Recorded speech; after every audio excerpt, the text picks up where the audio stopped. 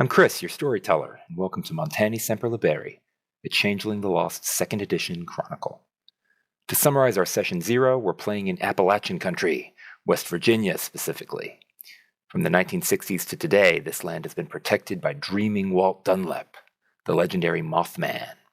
But since his disappearance just weeks ago, changelings around the state have scrambled to create a new freehold, fill the power vacuum, and reorganize the remaining free Fae under one banner. Our player characters are the free folks' best bet in this troubled age. We will begin our chronicle then, 2 days after, let me get the names right here, Avery and Enoch in particular had drafted up kind of a declaration of intent to form a new freehold, and all four of you kind of were the signing parties to this. You transmitted this to the rest of the Free Fae of West Virginia using messenger moles, the most reliable form of communication. And as I said, it's been 2 relatively quiet days. Do you want to take a moment to describe yourselves and kind of introduce your character to each other, or do we want to just go forward with the inciting incident?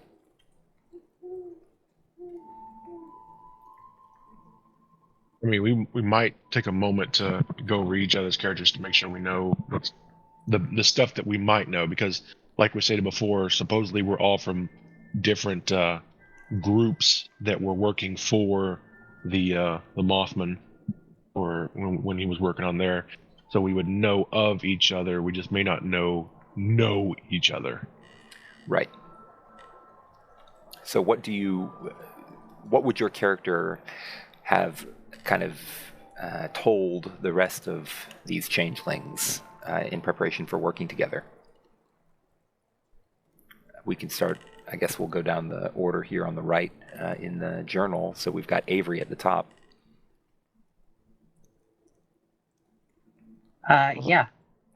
Avery is, relatively slender. In terms of skills and such, they're mainly a talker, that sort of type.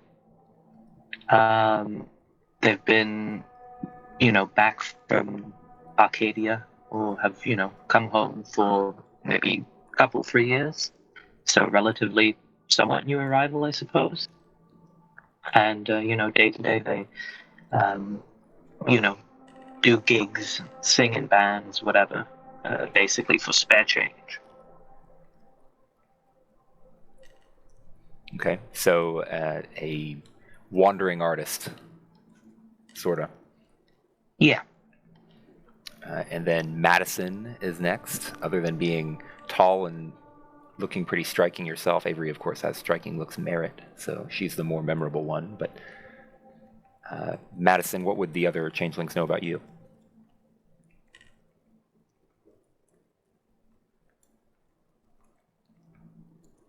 Madison is an outdoorsy type. She likes being outdoors. She doesn't like being in the city a whole lot.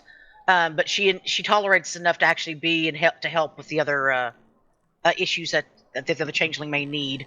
But she's very, I guess most of them would think that she's a little odd, because she gets more along with her mount and like any other animals than she does actual people. And I mean, she has no like striking looks or anything like that. When she puts her mind on something, she's very determined. She pretty much gets the job done. Other than that, I mean, other than the description of my my biome, there's not really much that anybody else has noticed. I'm very standoffish, or very much I don't get involved in politics or anything like that. Until now. All right, and then Bobby is next. Bobby is basically the NPC. Whether he likes it or not, he just kind of fades in the background. He's the wallpaper. He just tries to help out and likes poking around. Great. Does anybody know about Fred, for example? Your PI friend? He may be known or not. He's not exactly hiding. but I do hang around him a lot, doing odd jobs. Great. Not secret. Right, yeah, it's not secret. And then Enoch, or Hornsbury. Yep. All right, so of course he does have the giant merit. So he's 6'8", he's 305 pounds. He's a big motherfucker. And slightly bigger, yeah, Chuck Ogre. Slightly larger in his mane or mine or whatever how you pronounce it. And very much a no frills person. Even his clothes are sometimes bought at the thrift shop, but they're well maintained and put together. He's strict, but he's not. He tries not to get in other people's business unless he absolutely has to. So he may have be the one that's been around here the longest, in this area the longest. And he used to work for the Mothman pretty closely, because the Mothman was pretty, as far as I can remember, or as far as I know from what Chris has told us so far, he was pretty good about letting people do their thing as long as they didn't mess with other people and get things stirring in trouble here. So that's what he likes. He likes nice and quiet, and he don't mind people. He's better off doing his own thing. All right, very good. So, speaking of doing your own thing, a changeling from your side of the state, which if we go to the map, do you guys have the link to the map? Not unless you gave it to us. He did, but it's through Roll20. I stumbled on it.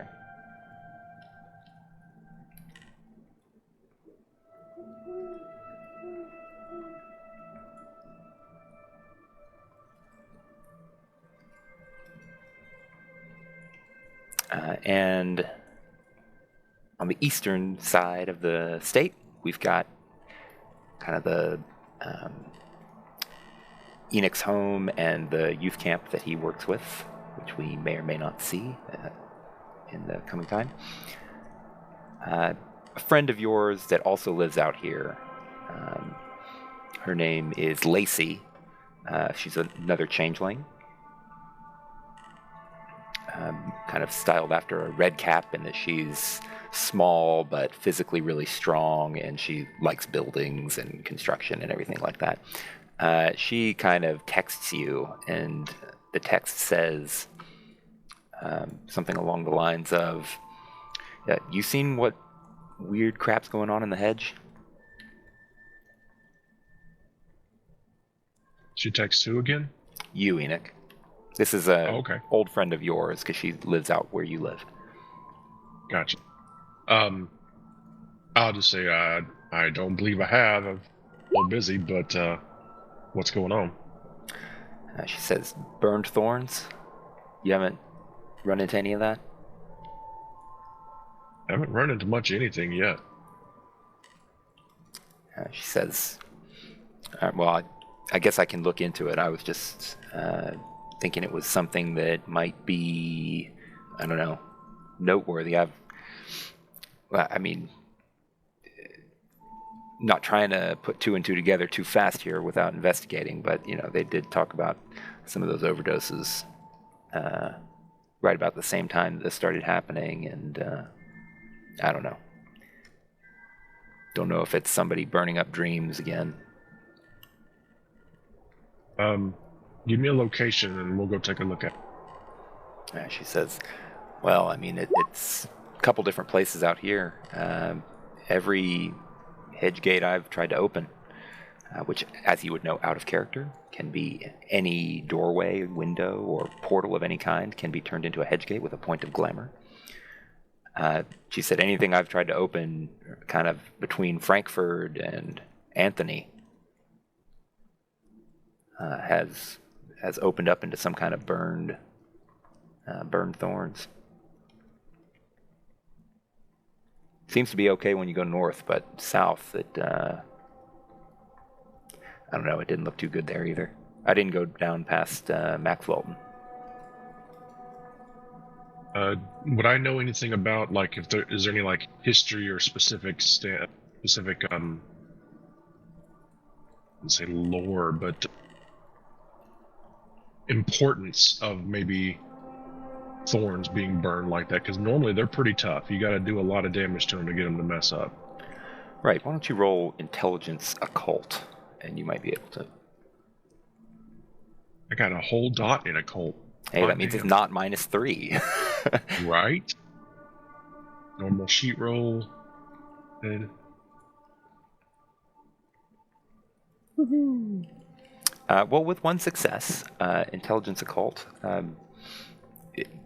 your best guess is that something was passing through that had some ability to manipulate the weird. So that could be anything from a goblin to a true fae, right? But the thorns don't just become less oppressive on their own. So it could be a head spinning act, right? Yeah, hedge spinning, or someone just going through and torching the hedge, which may not be a bad thing, depending. Talking with her, I mean, she's actually been through it. Does it make it more or less difficult to move through? Does it have any other side effects or anything that she's noticed? She says, or she texts back, I mean, didn't try, honestly. It just weirded me out. I've got a personal hollow that was unaffected, and that was good enough for me. I'll contact the crew. There's a few of those in there that are pretty good at figuring things out. And we'll go take a look at it and see what we can find out. She says, this is why they made you the boss. Yeah. Yeah, not aside the fact that you can just beat people into submission with your own hands, but we're not going to get into that. Okie dokie. It's the a talent. Buck stops here, is what it is. The buck Raise your eyes a stops little, it's a little tall. When the talking no longer gets it done, the fists move in. I mean, he's got 3 in presence and 3 in composure. He's pretty socially adept. And 3 in intimidation. There you go. Okay, I'll send out a group text. I'm assuming that all of our team would have cell phones. I'm not gonna. Well, I better not assume that. But does all of our team have cell phones? I know that I would, because I actually have a business. So yeah. Yeah, I was gonna say, Of course, it's up to you. Oh, Yaz, you have a cell phone this time? Hey, we're not playing escaping the hedge and getting used to the real world. I know. I thought as much. I was like, this isn't going to be Plus, Danny. No, it's not 20 years ago I disappeared. Or 40, or however long it was with Dan. Well, just I would have one, but it'd be a cheap pay by the minute kind of deal. That's fine. As long as it receives text, that's fine. And just a little point out for apparently Madison was taken in like 60 years ago or some shit from the Scandinavian countries, and then was spit out here lately, so she's probably the oldest of us. But, well, I mean, time fluctuations and shit. Her backstory has some, like, heavy shit. Like, those are some important true fae that she was bound to. I mean, out of character, I wanted to be as far away from the other people as possible. That's exactly that's what I told Jason. I was like, I do not want to be underneath, like, big people, so I'm just trying to find as much as I could to get away from that. A gamekeeper fae is very much going to let its game escape. We'll see. Yeah. Exactly. Good luck. Anyways, so I'll go ahead and I'll group text the group and let them know we need to meet up so that we can discuss this, because don't really like this. But I mean, she Lacey texted me, but I don't really like discussing this stuff over or technology, so I'd like to meet up and talk about it face to face. And I mean, I'm gonna map here. Probably meet up in Charleston. Probably be the easiest for everybody. Because I'm the one who likes to live way off in the wild. Sure, I marked Dunlap's Hollow. That's not actually the Mothman's personal hollow. It's called that, and it is a place both in the mundane world and in the hedge where you can kind of leave messages. It's almost like a P.O. box for the Mothman back when he was active. It'd be a fair meeting place. Off you and stuff. Okay. All right, so I'll ask him to meet there.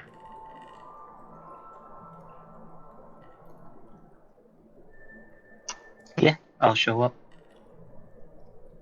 Do we not have Avery or dang it, I gotta remember his name. Avery just said that she was going to show up. They were going to No, show I mean up. I'm just asking Avery or Bobby's addresses on the maps. Oh, yeah. I don't think Bobby Don't really have one. Yeah, he didn't give an address currently. He gave where he's from as a child, and Avery did not give an address. But we'll add those Yeah, eventually. I figured where I was from as a child, but I'll figure somewhere out now. Okay. No rush. So Bobby his middle name is Itinerant. Itinerant walker, Yeah, vagrant walker. basically hobo walker. Walker hobo ranger.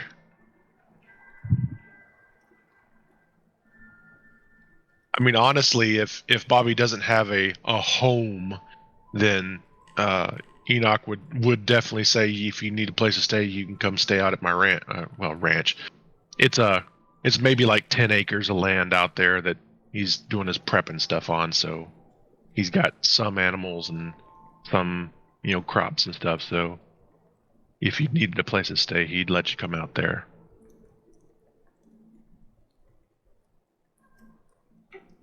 Just travel around and find places to stash. And that's great. But like I said, he offered his places as one of those places, as long as you respect it.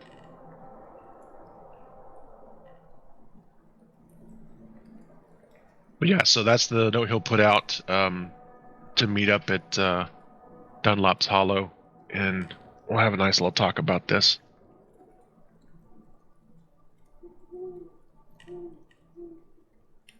All right. Dunlap's Hollow. Did I get a map for it? Nope. Dunlap's Hollow is, if we're talking about in the mortal world, it's basically just a little kind of small cliffside park here. There's a tire swing and a small jungle gym kind of with tree cover overlooking that Connell Road to the east. And what's it to the south? State Forest Drive. Kanawha State Forest. And when you arrive there, I guess you all arrive together. Is there, were you going to ask to meet Lacey in person, or just kind of discuss this and decide what you're going to do together and then head out east? I mean, I can invite her to come check in with us and in case she has any more information or something, but I was going to talk to the group before I did that. Okay.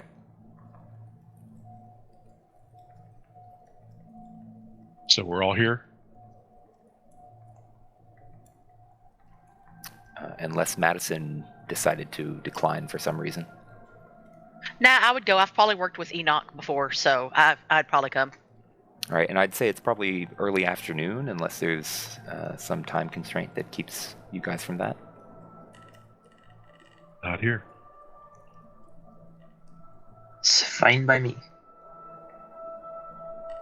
All right, so I'd give everybody the rundown as the way I got it. My guy's of average intelligence, doesn't have a whole lot of skill when it comes to figuring things out and stuff, so he's just given the exact information that he's got.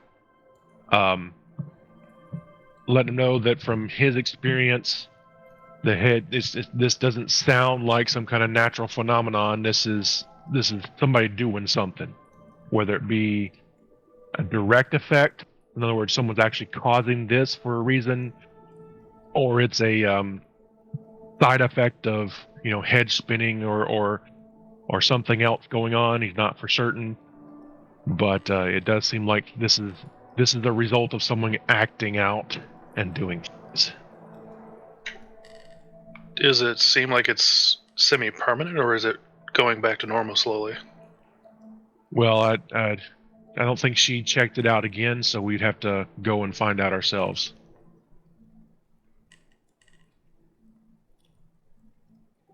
Would I have any chance of knowing how long something like that would last, or if it would be something that need to be renewed? Sure. Without even rolling, you would assume that it depends on the amount of glamour used to transmute it. If there were an access to a strong weird or glamour, then it could be more, not permanent, but longer lasting than otherwise.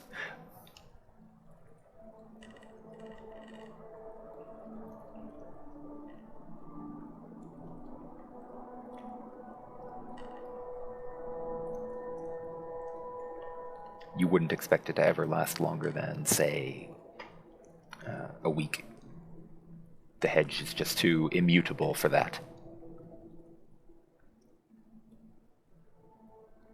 I mean, it's in the name, Changeling. I don't think immutable would be the word, but I mean, and it's not very common for people just to burn stuff in the hedge, right? Burning in the hedge is one thing. Burning the hedge is a whole different thing. usually sharpening thorns with fire makes them harder. Exactly. Well, there's that. And I mean, the fact that the thing is technically alive and fights back on its own means that it's pretty tough to destroy in the first place. Could it be somebody trying to make something? Maybe. Make the area really unpleasant to be in, and nobody's gonna mess with your shit. Are we sure it's an intended thing and an intelligent thing? I don't know if it is intended. Like I said, it could be a side effect of something else happening. And I can't even answer if it's an intelligent thing. In other words, an intelligence that's caused it. Right, because it could just be the passing of some creature or another. Right. If that is the case, then they've apparently come to rest in this area. I'll give them the boundaries. It's not north of, I think it was north of Anthony or south of Fredericksburg. So, was it Fredericksburg? North of Frankfurt, it seems to be okay, and then south of Maxwellton. Okay. Which is basically the Greenbrier Valley Airport, which is this little tiny mountain airport. Yeah, there are a ton of small towns in this place, isn't there? Yeah, but a lot of them are really just a church and a building here and there. Houses, yeah. And a gas station if you're lucky. Exactly. The sea. Well, I love Texas. Texas is like, I don't care if they're 50 miles apart. If they're, there's not at least, this many places that you can't call it a town. Anyways, so it might just be an afterthought of something else. But like I said, it's not just some kind of natural event or something. It seems to be something acting on it, as far as I can tell. But I haven't seen it myself, so it might do us good to go give it a look. Maybe we'll be lucky it's just a flaming idiot passing by. Should we be concerned, though? I mean... Well, if the hedge is burnt down, and Chris, correct me if I'm wrong here, but wouldn't it make it easier for people to slip into it on accident or for things to come out and mess with people. That seems very reasonable to conclude. So it's as much as it is a pain in the ass for us, it actually protects reality. So it's something we do need to check out and maybe try to help fix so that we're not having a whole bunch of incidents happening with the normies.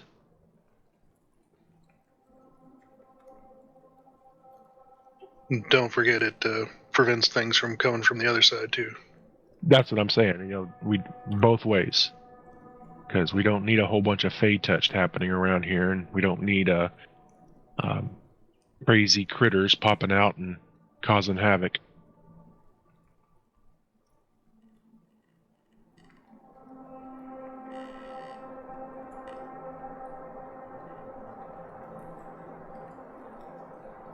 So we all on board with going and checking this out? Yep. Might be interesting.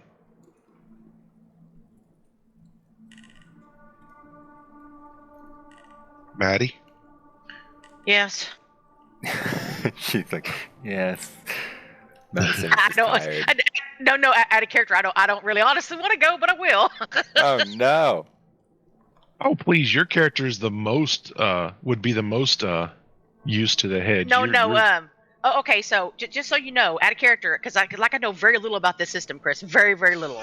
Okay, Jason told me I'm supposed to be paranoid. So my character is like, I don't want to step foot in there if there's somebody burning shit down. What if they're trying to nab us when we go in? That's literally what my character's thinking. Yeah, but you got Parissa there to escort you.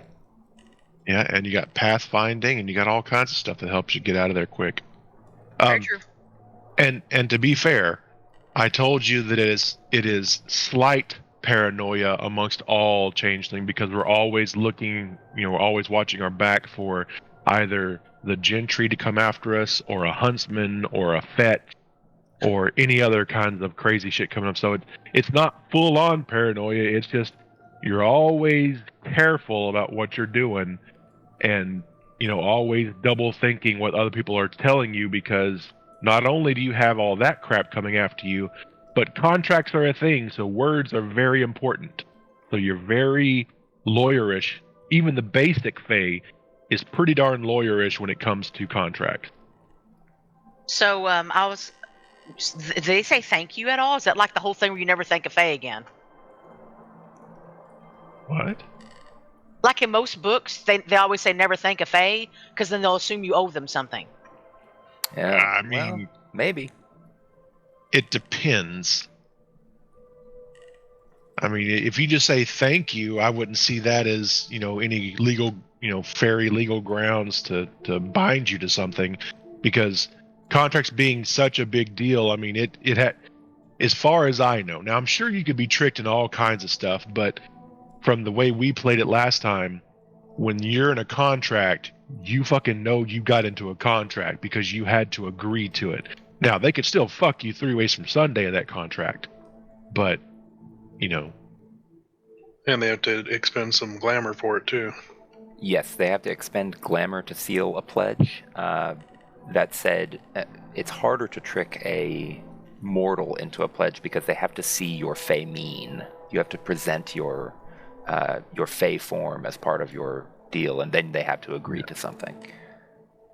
Now, you could be, tricked into oral agreements or something like that don't really have any backing behind them except for the person's power itself. But and that's presenting you as an oathbreaker if you invalidate it, which is a social faux pas. Well, I mean, if you had an actual contract, then yes. But if they just, tricked you into saying, I'll do that for you, and they're like, oh, that's an oath. It's like, no, motherfucker, I just said I'd try. You got to be careful, because people can fine print your ass, but, fully tricking you into a full-on contract, not going to easily happen. I mean, you could still be done that way, but Just don't say you'll do things black on white. Don't say, I will go figure out what's happening. Say, I will go investigate or something. Or I will if try. you say, yeah, because if you say I will go figure out what's happening, and then you can't figure out what's happening, then what the fuck? Okay. Which is exactly why I told Lacey we'll go take a look, not we'll fix it. What you're saying is be very general. Don't be very on the nose. As in, don't just say we're going to go fix this, unless we Just can actually fix it. be vague to a point. You don't Okay. you don't want to always be completely vague, but when you're telling people what you will and won't do, be vague unless you can trust them. Well, this conversation is what you have on your way over there. Sure. And when you arrive, are you just going to go straight into the hedge, maybe by your front door or something, Enoch, or just the car door for that matter? I don't know. Maybe we could do Dukes of Hazzard and through the window. I'm thinking more comfortable in having an actual door that we could all fit through easily. Sure. Says the ogre. Yeah. Are we The starting rest off with of the us can full? fit through easily. Yeah. Um, Well, are we starting off with the full 12 glamour? yes, 12 glamour.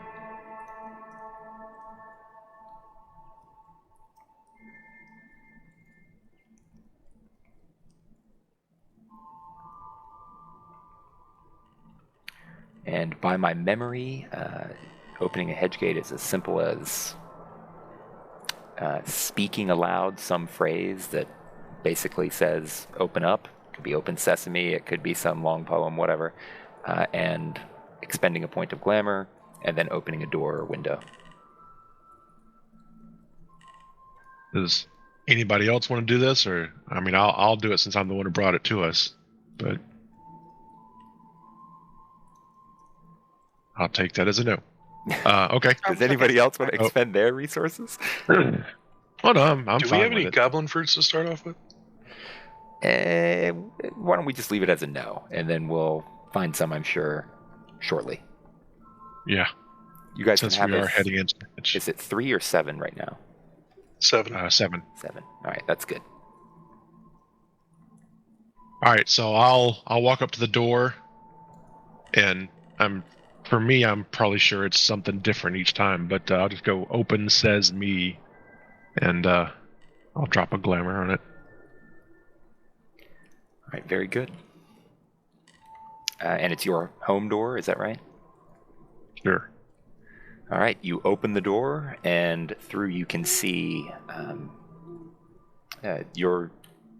you open up, and it is near to a trod, not quite on a trod, but you can kind of see through burned brambles the outline of a road that crosses from left to right across your vision. And yeah, as far as the eye can see, there's kind of this like smoldering embers that seem to almost be not just made out of thorns, but like the thorns had torn away a little bit of smoldering ember that's like stuck to it. Almost like when you see somebody that's like poking at lava with some kind of implement, trying to pull the lava away, like there's something attached to the thorns that's burning, not just the thorns themselves. And it's almost all over, as far as I said, the eye can see. And the air is kind of thick with smoke. Usually there's some kind of fog in the hedge to keep you from seeing too far. Now it's a smoke. It's bitter to your nasal cavities. You kind of cough a few times, even just opening the door. And just to clarify for those of us who have forgotten, a trod is a path cut through the hedge from one mortal site to another, or to Faerie or Arcadia. Well, it's from one... Or a place in the hedge. Yeah, one site to another. It could be from one mortal site to another, or from one Fae site to another. So pretty much like roads. Yeah, they're roads. They're pathways, yeah. It also refers to the physical location that corresponds to the entrance to such a path. So I'm just reading directly out of the lexicon. Right. So this is along a trod. Yeah. So basically major highways to the hedge.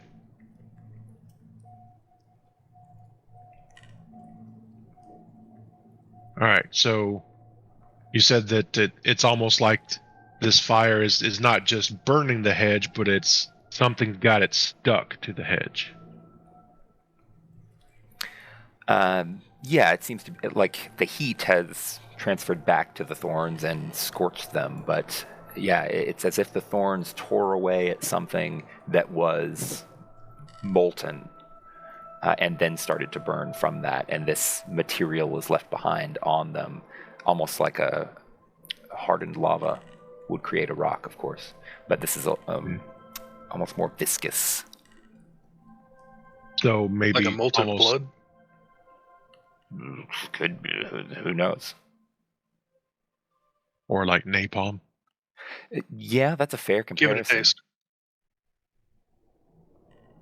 White phosphorus. Oh no. All right. I'm assuming that some of you have investigation. I guess I could I do. investigate around.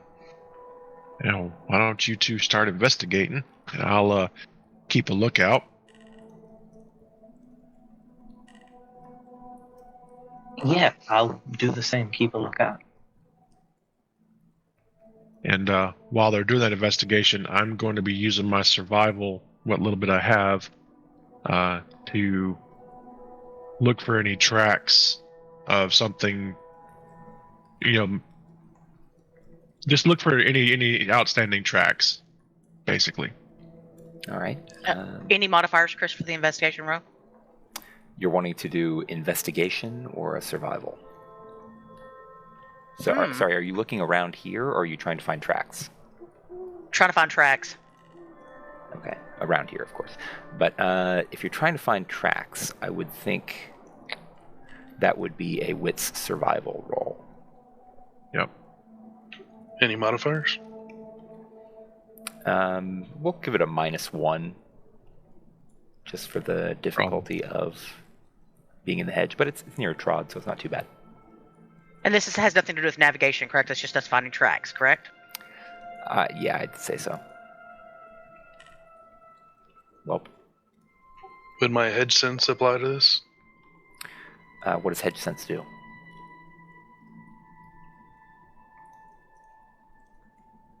I really hate how this book is divided up.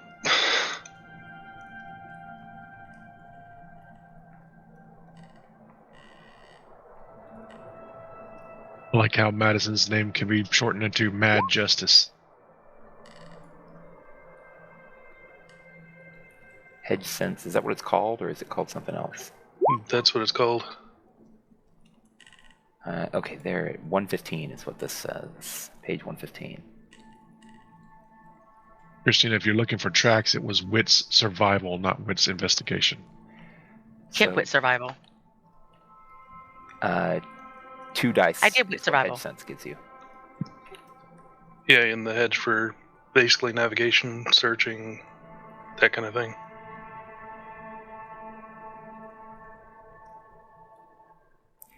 So, are you going to be also taking action, or are you just, trying to help out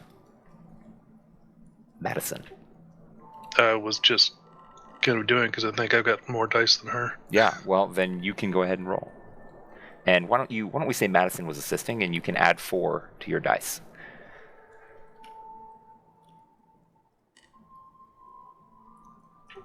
Was she used investigation? Yeah, but her No, I survival's actually the use. same.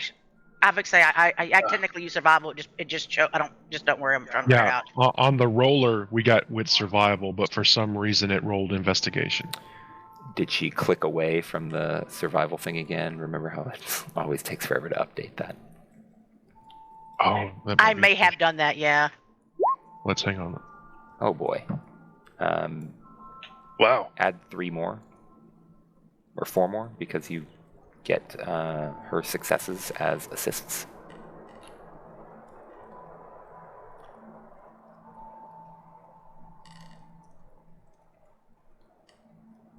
This one's just a test to make sure it's working right.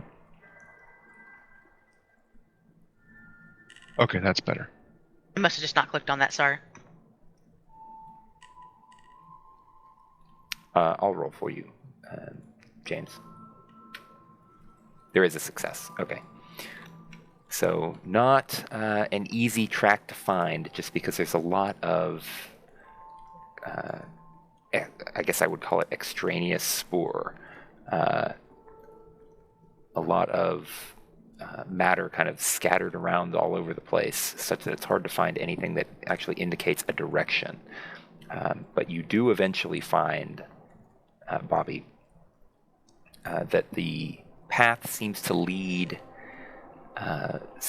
almost parallel to the trod if you kind of take a right from the way you entered, but not exactly parallel. It does lead off into the thorns. Now, navigating the thorns is very dangerous compared to following the trod, so I don't know if you want to kind of pick one way or the other. Either way, hopefully you'll be going in the same direction, if direction works that way in the hedge. Well, it's always a direction. It's not really different in that aspect. It's just that direction could be snaky. I like your attitude. Well, I mean, he's got hedge sense, he's got Pathfinder, so either way we should be okay following the trail and or the tracks and not getting too lost in here. She could probably take note of this trod and get us back to it if we need to. Is that a vote for following the creature into the Off-roading? thorns, or following whatever it is into the thorns? Sure, why not? Yeah. Oh boy, we're going there. This is just an asking for the people, or the main group. Do you want me to activate Pathfinder so we can actually find a path back, or just wait? Because it lasts a scene. I mean, I don't think you'd have to activate it to, because when you do activate it, you're basically looking for a, especially since you're a beast person, you can actually look for creatures or you can look for areas.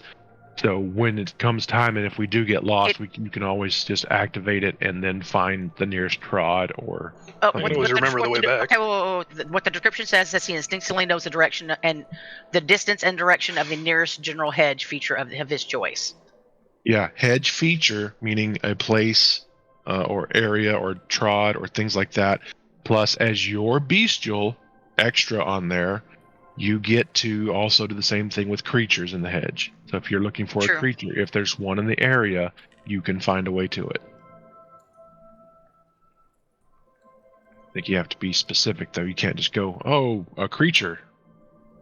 I mean, once we actually find more information out, we can actually see if it's a creature or a person. So, Right. It reveals information about the hedge and creatures. I think you can get information about nearby creatures, how many creatures they are, and whether they mean ill.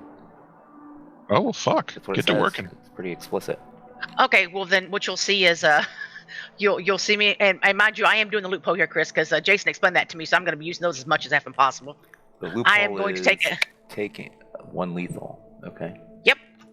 I'll pull out a knife, pop open a cut on my hand. I'll take one lethal for it, and then use some dirt, make like a little compass on my hand. It's got to and be then, a source that is part of the hedge. So. Oh shit. Okay, so then oh god, I have to find something in the hedge to cut myself with. I am not a as fan if of there's this. not but, enough thorns everywhere. True. Thorns. You just want to be real careful about cutting yourself with thorns, don't you? That's what I'm saying is I'm very careful with the thorns. I was thinking like maybe something else, like a rock or something. I didn't want to actually use the thorns. Well, you can find a mean and nasty creature. Oh, you know what? You could talk to. I can use Cursa if I really wanted to. Or yeah, I feel really good.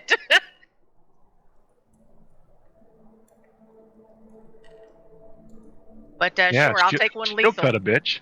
I'll take a lethal and then start looking around so I ain't got to spend any glamour. Okay. So what is it that you are trying to get here? Let me again look at this rule. Mingles some of his spit or blood with earth from the hedge and use the mixture to draw a compass. You know the distance and direction of the nearest general hedge feature of your choice. So what is the nearest general hedge feature of your choice? I mean, we're looking for a person, correct? Or a person who made tracks. So I'm guessing their den or their home, I guess. or wherever they hit at, or where they ran at, or the direction they ran at. I don't actually know what a feature is on that, so I'm sorry. A feature is like a settlement, or a cave, or a grove of trees, or things like that. A feature. Okay, so if we're looking for a track for this for the person or the individual that we're following, could be animal, creature, whatever. I'm looking for pretty much. I guess the feature I'm looking for is I'm assuming the place they went. So I'm assuming like a cave, a place they could hide down in, or like maybe they have a hollow somewhere, things like that. Some kind of den. Yes. So you can, so you'll be saying a den of a creature then, not necessarily, you can't pick the creature. At least not without more information. If you had exactly what the type of creature this is, then maybe you could. All right, so then in that case, you know the distance and direction to the nearest creature den. It seems like if you followed the trod or through the thorns, if you wish, you would get to a den of creatures that, since you're a beast, you know how many creatures they are and whether they mean ill.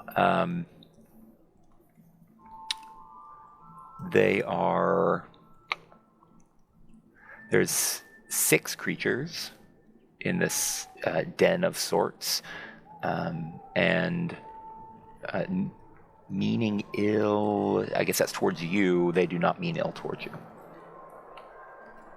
I'll make sure I relay that to the group as well then.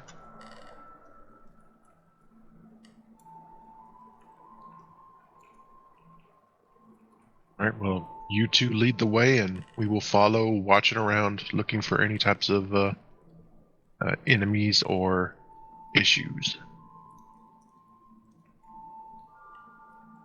Yep. Continue looking for the tracks and following them. All right, so are we following the tracks or following the Pathfinder direction? I mean, the tracks that I'm looking for, do they follow to where the beast den was? Or in the same direction, at least? The contract you used was pointing along the trod. So it's similar direction, but it's not identical. Okay, I'll make sure I tell the group that too then. So I would say follow the tracks, but that's just me. Well, if they're heading in a similar direction at this time, but if we lose the tracks, then we don't know for certain if the place you're pointing to is the right place. I think we're still going to follow the tracks. Okay. I mean, if they're local hedge creatures who don't mean us any harm, perhaps they know what's going on here also. That's true. But even then, she would still have direction to it, even if we go a little off the ways and following the track. So what we might do is follow the track until either we lose it or don't find anything, and then, that way if her GPS point is off to the other side, then we can go there and start asking questions. Or if it leads to the same place, then, then whatever.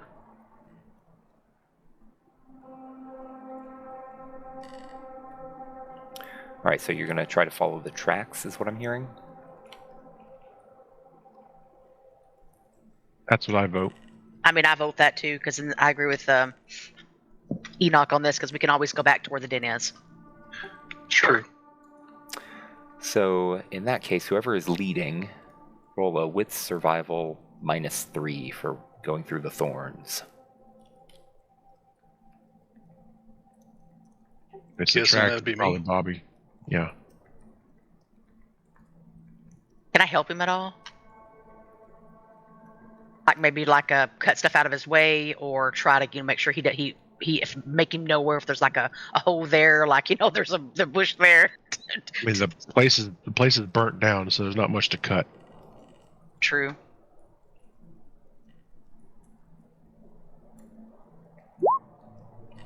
Okay, wow, 3 successes. So with 3 successes, you are able to forge your way a bit further in there. Eventually, the kind of molten, viscous leavings, that excessive spore gives way, which makes it easier to track for a while.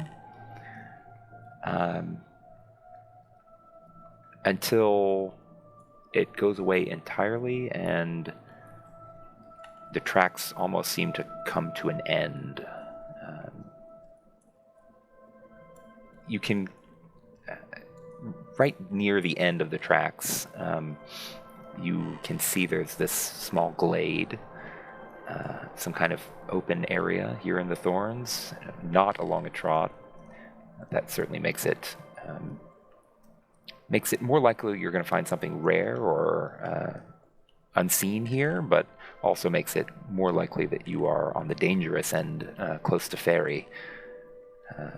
Maybe not close to, but closer to than your... Is there anything hiding there that we can tell or search for? Why don't you make a...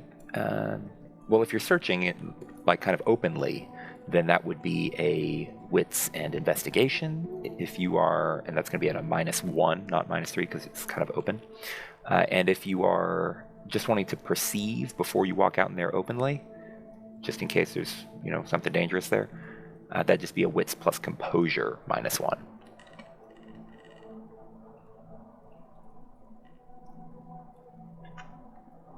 I'm assuming Bobby's the only one, since he's leading, he's rolling.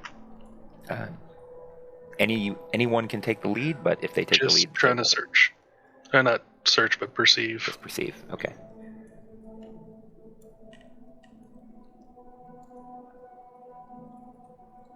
Is this a perception roll? Yeah, wits plus composure is a perception roll. And Oh, then this is easy. Oh, there we go. Why is it +5? Cute senses, plus... what's the other one I was looking at? Basically, cute senses gives me 3 to perception rolls, and then the talon and wing gives me 3. Yep. Wow. Okay. And did you activate that one? Yeah, that's why I put it in the chat there. If you scroll up, it says he's popping a piece of Bob jerky and then using telling and wing, so... Ah, okay. Oh, I do see it there. Very good. Wow, that's huge. So with 4 successes, you're able to perceive a number of things. First of all, unfortunately, it looks like your quarry took some more difficult route, either portaled out of here or changed physical form. You're not sure. You see a few things without even entering the glade that seem to be of interest. First, with your 4 successes, which is crazy, you see kind of maybe a third of the way into this glade what looks like a large antler. And by large, I mean probably 6 feet long. So quite large. It seems to have similar substance as the thorns had on it. So either this was a antlered being that kind of came into contact with this other molten-ish creature, or this is some shed antler from the creature. Hard to tell from here. You also see that within the glade, and especially along the edge of the glade, there are numerous roses of a red color that seem to be brighter than a typical rose, kind of almost plump strawberry colored. And then those roses in the middle of the glade are kind of growing around and up in a vine-like pattern. A large kind of oak-like tree with numerous different leaves of different shapes, almost like it's not willing to pin down a single species of tree. And hanging from the branches above that you didn't see at first, but because your roll was so good, you see some kind of lemur-like goblins with almost human baby-like faces. Just had to go from cute to creepy, didn't you? Well, it's kind of a little bit of both, yeah. That's the wild for you. Let everybody else know what I've seen. Well, we should see how they're doing. Avery with the hedge or the hobkin merit. Hobbs are people too. If I knew what that did, I would be more impressed. I don't even know what that does. It's basically makes her friendly towards Hobbs. Ah. They fuck me over slightly less than they fuck everyone else over, which is a high honor. Blessed be to Madi Do. And all the other hobkin. Okay, so does that mean, Avery, that you're going out to commune with lemurs? I mean, I'll give it a shot unless people think it's a very bad idea. I mean, if Oh, this is the right ahead. pathway the tracks led us, it's probably a good idea. All right, Are let's we give it the a only shot, ones held to the portaling happen to be a entry structure or something? Yeah, you don't see any kind of entry structure, so if it is something portaling, then they're not using the same methods you do. And sorry to interrupt again, but that whole thing holds true from this side as well. Yes, from this side, it would have to be some kind of structure in order for you to portal back.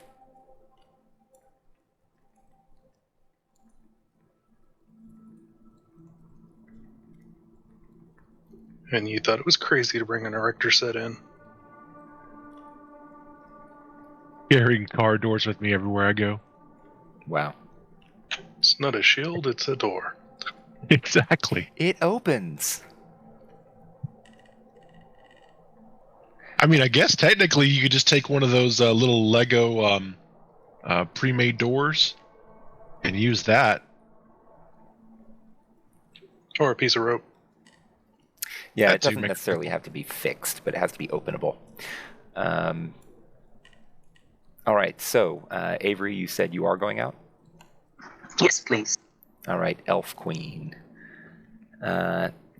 Avery steps out, and two of the lemurs up above seem to jerk backwards as if they're shocked, and they hide within the branches of this tree, whereas another one very quickly just kind of starts bolting downwards towards the ground, and along the way it kind of tears off one of those bright red or bright pinkish red roses, and kind of holding it in its two hands, rushes out.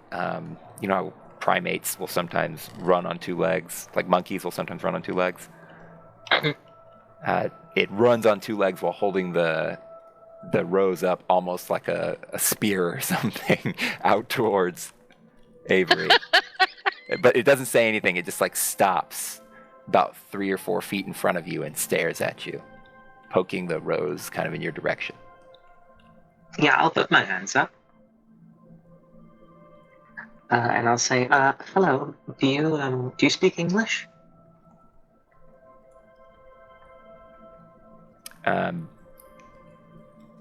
It kind of backs up a little bit, and then it seems to drum on the rose with one hand, and then the rose makes a sound.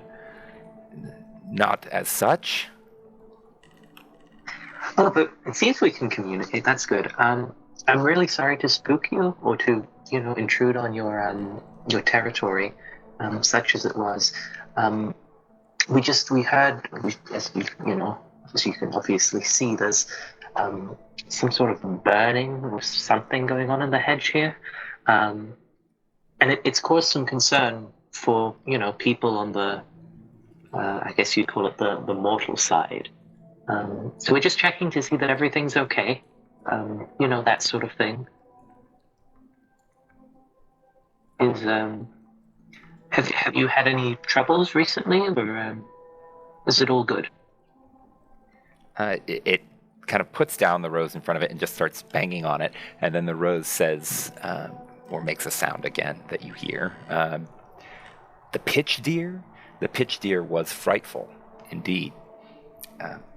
My brothers, they're skittish, but I bravely fought it back, and it knew not to screw with our glade again. Oh, that's sounds like a very impressive story. I'd love to hear more about it, but am I to take that it's been driven off then? Or do you know if it's still in the area? It's surely gone unless it is truly fearless, I suppose. I gave it a fright. Of course. Well, it's good to know. In case we do come across it, perhaps it's hidden somewhere to lick its wounds. Was there anything particularly effective against it? I mean, obviously your bravery and skill, but did it seem frightened of anything specific? Perhaps your flower, or nothing other than my glorious mien seemed to frighten it.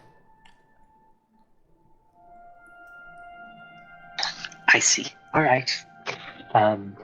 Well, I that's just really everything. And again, I'm sorry to have intruded on your glade here. But a large amount of the hedge, at least as far as we've been able to tell, has been burned off. So maybe it's retreated somewhere else. So if it's not a problem for you, we're going to have a look around and see if we can track it down. Maybe have some words with it, or hopefully just have some words with it. Some words. Well, best of luck. It says through drumming on the rose, of course. Well, thank you very much. Just cause no harm here, and my brothers and I will not have to remove your skin. Of course. I will attempt to ensure that we leave this place equally lovely as we found it. The lemur kind of lays the rose closer at your feet and then runs back up the tree. By the way, this lemur was like, a foot, 2 inches tall or something. Right, I didn't expect it was very intimidating. No.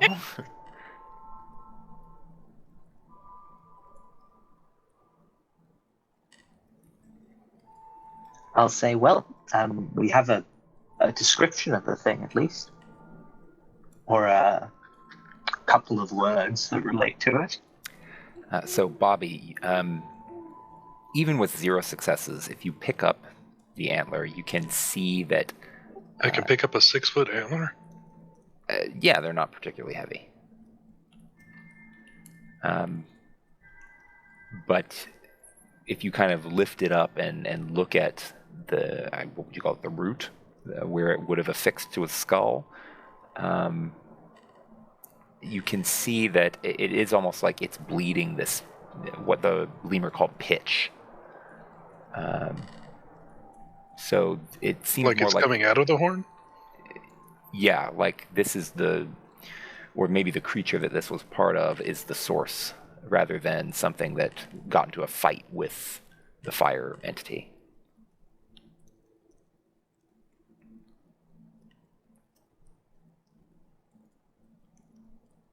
I would really love to know what those lemurs actually did.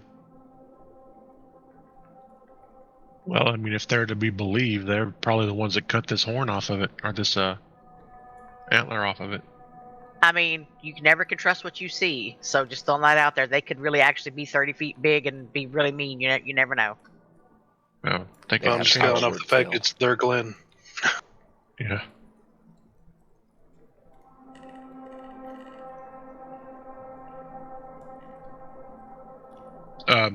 Flaming stag? Yeah, exactly what I was basically. thinking of is flaming stag. Yeah. Well, I mean, doesn't have to particularly be flaming. It just, it gives off this stuff, and then something set it aflame and burnt down the thing. So the point that that Madison was being pointed at, was that this glen they had, or is it something else? Hard to tell, but it was going in a different direction. And usually, if you end up in a place by moving in a direction that would, it's not like you can have a road that winds really in the hedge, because space doesn't work that way. You picked a path and you followed that path, and you didn't end up, therefore, in the other direction. If that makes sense. So it wasn't pointing at these lemur kids. It doesn't seem like it was. Also, you've only seen 3 lemurs. Where are Right. the 7? They're probably hiding in the tree or hiding in the bush. Yeah, could be. But based on how you understand contracts work and the hedge works, if you moved in a direction and ended up here, and the contract pointed in another direction, you're not in the same place. Right. Just wondering, because it appears that when we follow the tracks, this pitch deer or whatever came this way, but what she searched up was another way. I mean, so it may be a good thing to go, since this thing apparently portaled out or got out some other way that we don't know of. It's probably lost to us at this point. I say we take the antler with us and maybe scrape off the quote pitch and see what it's made of, and And we definitely know we definitely know we can't keep following it. The tracks end here. Yeah, the tracks end here. Okay, just making sure. So it portaled or was removed or something.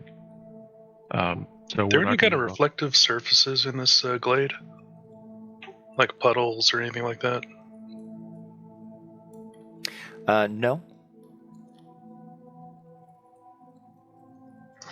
Are there any, I guess this is sort of an ethnography, whatever, hedge ethnography role type thing, but are there other common ways of movement for hedge creatures? Like, there was mentioned the whole reflective surface thing. Is there something else that's also common to hedge creatures, like traveling, I don't know, through the ground, through trees or anything? Common, Certainly. that is, Yeah. If they have any kind of special movement capabilities and they're, of an animal, say, they could become mole-like and dig through the ground as the messenger moles, best way of communication. They could also be bird-like and try to fly. Now, they'd still have trouble traversing the thorns. It's not like you can fly above them, but they can at least leave the ground. Right, but there's not like I mean, I think the idea was, mirrored surfaces are usually like a pretty common thing as far as travel is concerned, right? Same thing with doors. There's nothing else like that we know off the top of our heads. Pitch me something that you're thinking about. I mean, we heard the mirrored surfaces. You got another one? I mean, there's nothing door-like here, right? It could be open or closed by a deer, I guess. Nothing door-like. Well, not unless the thorns or vines were shaped into an archway or something. Right. No mushroom circles, anything like that? Yeah, fairy mounds, things like that. Well, yeah. Yes, there is a fairy mound, kind of a sort, in that I described there being like a ring of these rose bushes around the outside of this glade. Right, so that's a fairy mound of a sort. Right. The horn or the antlers and the tracks, were they near the glade or were they like away from the glade as if it was running away from it or something?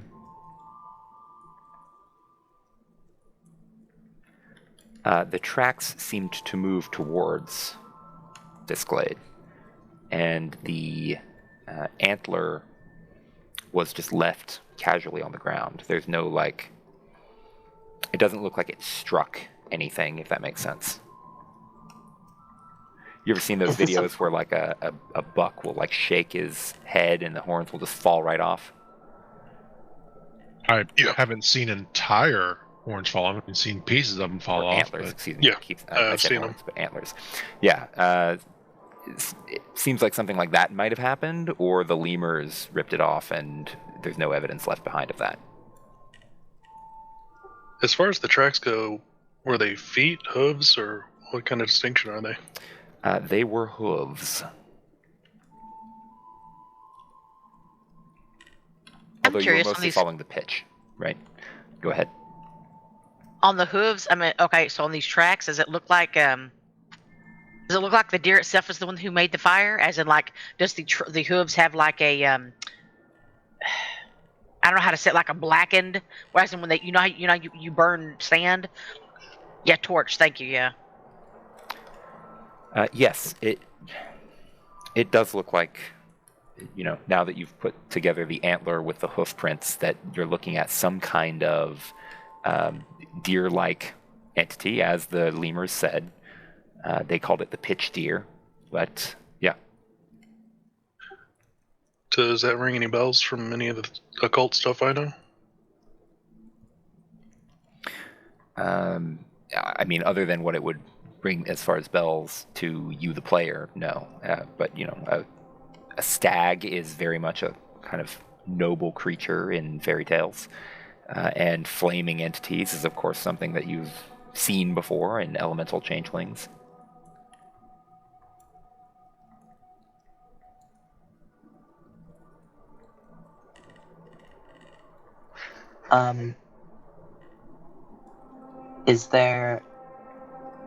Is it in any way feasible that that the creature is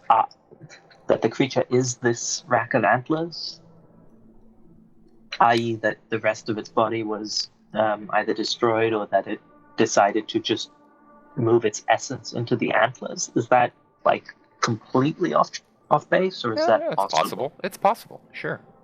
You right. need to use some kind of contract to communicate with it, I would think. Right. Yeah.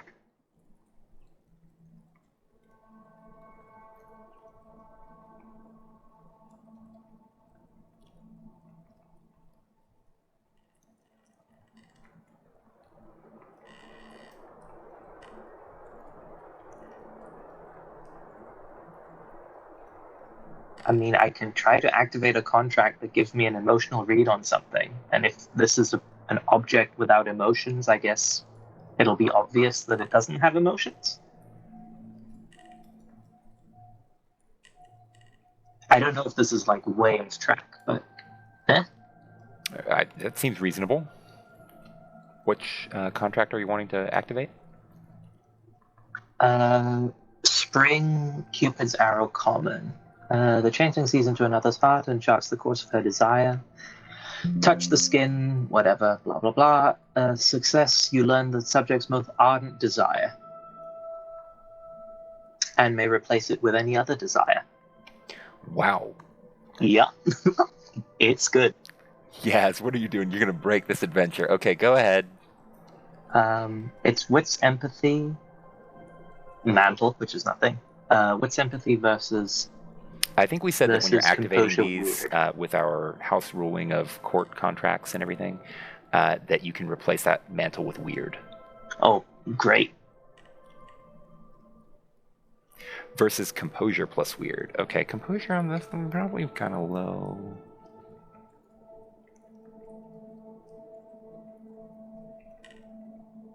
But it is pretty weird.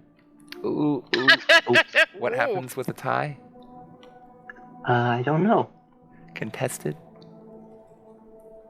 It's been so long since we've played this. Good grief. Normally it says who the rogue goes to the tie, doesn't it? No, I don't think in World of Darkness it does. Let's see. Rolling dice. Dice pool. Where? 175-ish. Yeah, I'm at one. Yeah, I'm around there. Contested.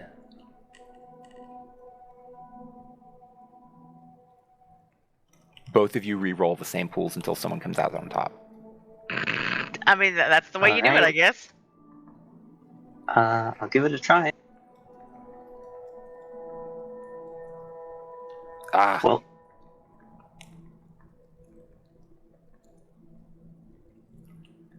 well. so can I tell there was some resistance? Or do I not get I anything? mean, you don't fuck up a contract. It's you calling Right. upon Cupid's arrow and the nature of emotions, and, it's not like that doesn't respond. Alright, so I'll say, well, there's definitely some emotions in these antlers. Which I don't know what to think about that, but Well, I mean, in my mind, that would mean that the antler's not fully discarded. Because if it were just a body part on there, I would assume that it wouldn't at least have the full defense of the creature, which it still may not. We don't know about this creature. Well, that's a fair argument.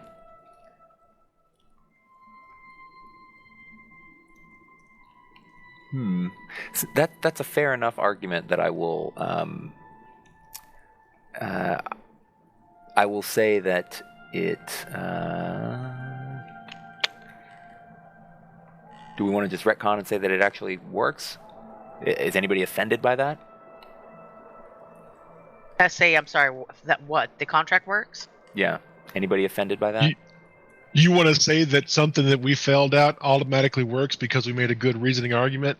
I'm so offended, Chris. Not automatically works, but that I was going to remove one die from each of them, but unfortunately, the first roll, a 9, was in the last die, so that would mean that it actually would give one net success to Yaz, or to Avery, excuse me.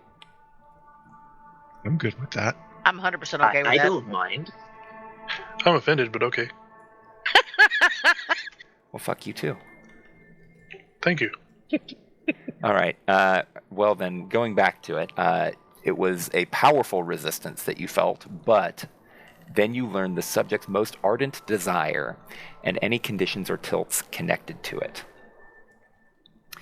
And that's connected to the desire, not to the subject, right? How do you read that? I assume so. Okay. Can even be the one the target is unaware of. Well, the desire is clear. The desire is...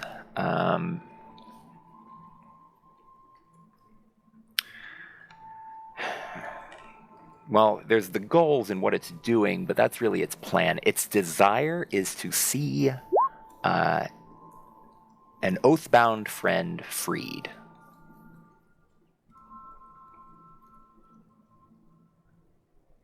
Huh. All right. Add a character oathbound means if they're in a contract together or something, or just Oaths are the strongest form of Fae to Fae contract, kind of. It's when you swear to like protect somebody and be by their side and basically become blood brothers, or spouses or whatever, or enemies for that matter. You can be an oath-bound enemy to somebody.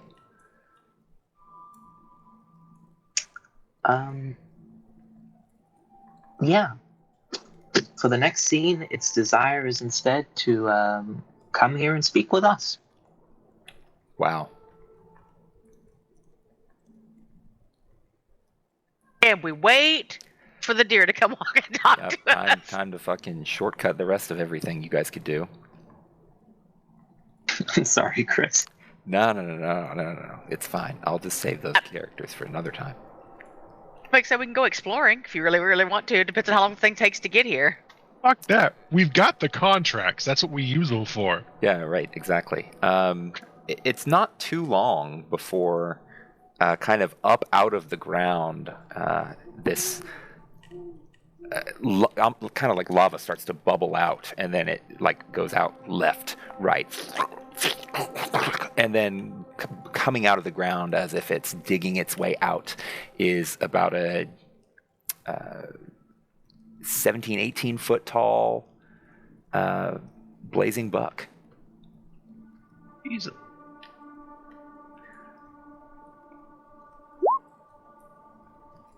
Yeah. Nice. The chonk deer. Yeah, the blazing buck. And it just kind of looks with confusion and disdain. Why am I here? Well, so hello. Sorry in advance. Or sorry for what happened. It's just you've been burning a bit of the hedge recently, and us on the outside have been a bit worried. Is everything all right? Out of character, 1 second, real quick. Remind me, did you say to come talk to you was its desire? I want to explicitly know what its desire is. Yeah, I think I said so. To show up here and talk. What did I say? To speak with us, I thought. Yeah, I think so. Yeah. All right. Well, I'll review the tape and see later if I was wrong, but yeah. So the blazing buck will reply to you and say, I must free my friend. All right. What's the problem? My friend Harold. He is kept by the Fae. He must. Oh, I see. Why am I here? You can't help me with this. His boy, he's the one I need. Well, maybe we can help you get his boy. Is your friend a changeling or a hedge creature? He's... And then he, inhales, and it's like a wind pulling you towards him, and he says, from your world. All right. Well, we'd like to help changelings, so, which boy was it that you need to get a hold of? His boy, Daniel. They are bound by fate. If I am to bring Daniel into the hedge, then it should allow Harold to roam free. Even if Daniel is replacing him at the Keeper's side. At whatever cost, my friend must be free. I see. Friend may not be very happy that you traded his freedom for his son's. No trade has happened yet. But fate will see what happens to the boy. Harold must be free.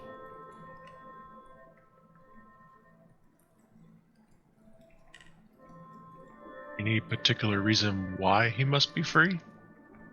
I mean, besides the normal reasons. The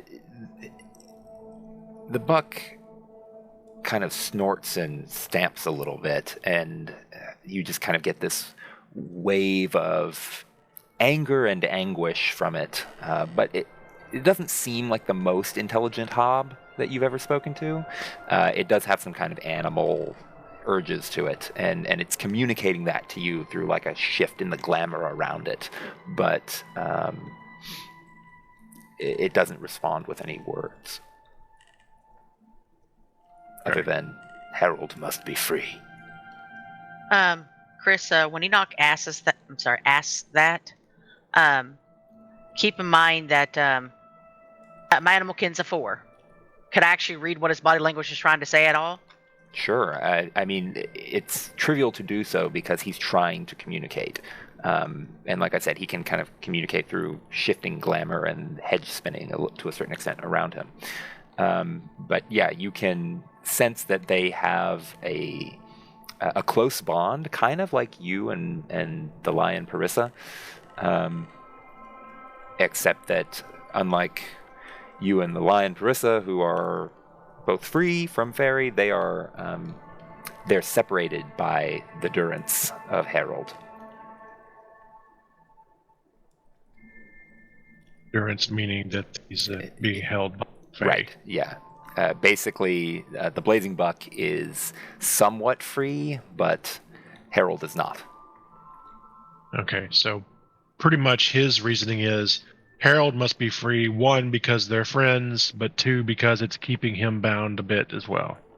Right, yeah. Some pledge between them must be fulfilled. Looking over at this buck, he's intelligent. I mean, I know Pris is intelligent too, but is he his mount? Like, I mean, you said it was like ours? I can't really tell that, can I? Yeah, there's an infinite variety of pledges and oaths that can be sworn between two Fae creatures. It's not exactly the same as yours, but it could be similar. Why does this sound like Daniel's a fetch? If he's being called Harold's son, I don't think he's going to be the fetch. Yeah, because wouldn't hedge creatures call them fetches since they know what they are? Or scarecrows Maybe. or something like that. Or yeah. scarecrows, I could use one of the terms for it. Stick figures. Yeah, I don't think that the kid's going to be a fetch, but if this is the beginning of a Durance to turn him into a changeling, then there may be a fetch that is posing as him right now, and Daniel doesn't know that. Yeah, but in all honesty, in character, are we going to be okay kidnapping a kid and passing them off to a Fae? I don't think we are. Who said kidnapping, first of all? We're not going to wait for him to grow up, are we? You guys would also, No, I mean- I will point out, you'd interpret the Blazing Buck's words in the context of the knowledge of a changeling. And when he says they're bound by fate, and whether it be by replacing him in his Durance or not, the boy is important. You think about the tales you've heard of and the people you've known that are what it's called Fae-touched. And the Fae-touched are mortals that wander into the hedge, and when that happens, some changeling that they are bound to on some level, a loved one usually, but it could be some other kind of relationship that's more arcane, has a chance to escape at that moment when the Fae-touched wanders into the hedge. Now, the Fae-touched might end up in the clutches of the true Fae, of the gentry, or they may not, but that is the best time, like the stars are aligned for that changeling to escape, right when the Fae-touched wanders into the hedge. Okay, so basically we have a choice here. We can go find the kid, talk the kid into following us, possibly, kill the fetch, or if there is one, bring him here, and then we have a choice of guarding him against possible true Fae intrusion, which is dangerous as fuck, or just letting things happen as the way they are, and then the possibility of Harold being freed. In character, I'd ask the Buck, say, if we were to help you with this, if Destiny declares that Harold does not get freed, what would you do then?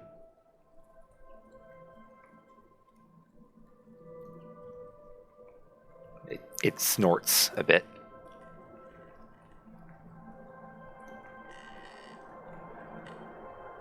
I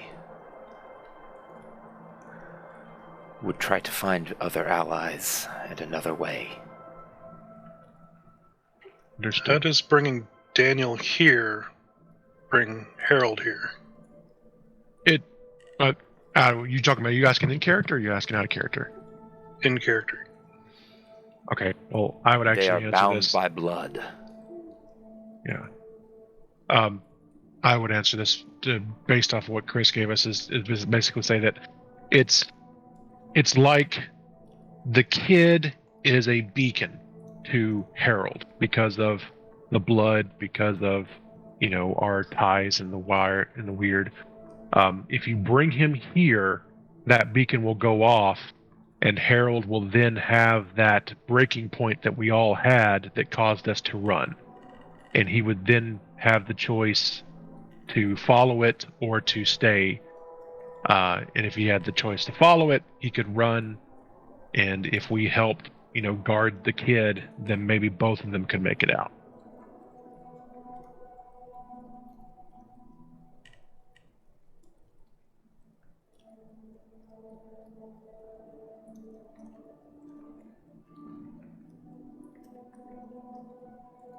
What do we think?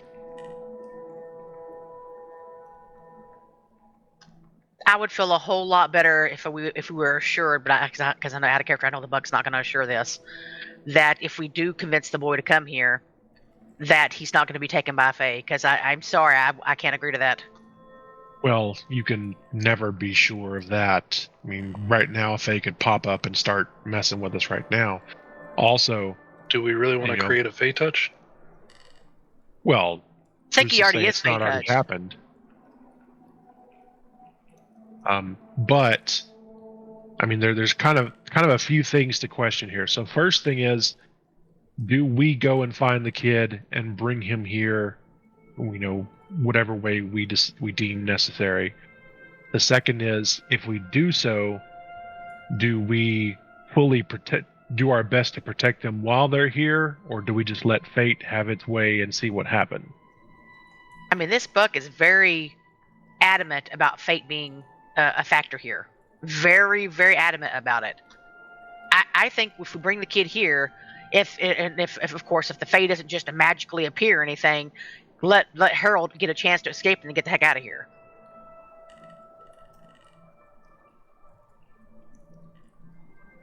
I'll tell you right off the bat, I don't mind us going and, talking to the kid and seeing if they're willing to come here to help their dad, if they even know their dad's missing.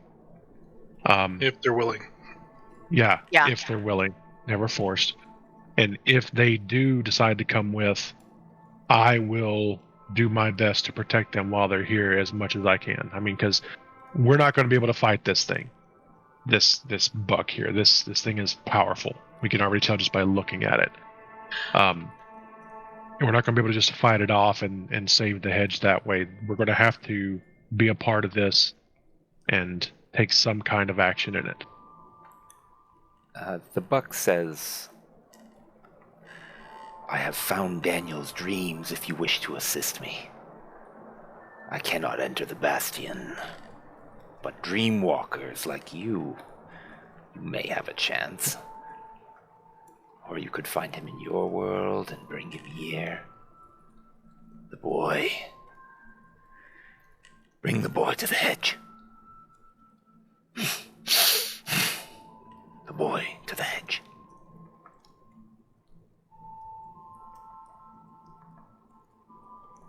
I mean, I'm down. Okay. That's one. Or two, technically. I'm all for the live visit. And as long as the kid's willing, I have no objections to it. I'm not going to force him, though, if he doesn't want to go.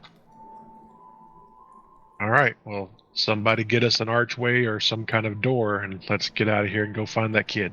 Well, we need the name, because as far as I know, it was just Bobby, right? Or was that the dad? Yeah, Daniel. Daniel. I'm Bobby. Daniel. Yeah. The boy is No, Bobby. Daniel, and the dad was Harold, but he didn't give a Harold. last name. You can ask him, and maybe he knows it, maybe he doesn't. Yeah, I will ask whether it happens to know the last name, because otherwise we probably will need to do the Dream Bastion thing. By the oath I swore he gave me his true name, but to give this... And then it thinks a second. I suppose is necessary. Last name only, please. Will you pledge that you will not use this knowledge for ill? Lest the Fae find you. Define ill. To harm. Using his name to harm Harold.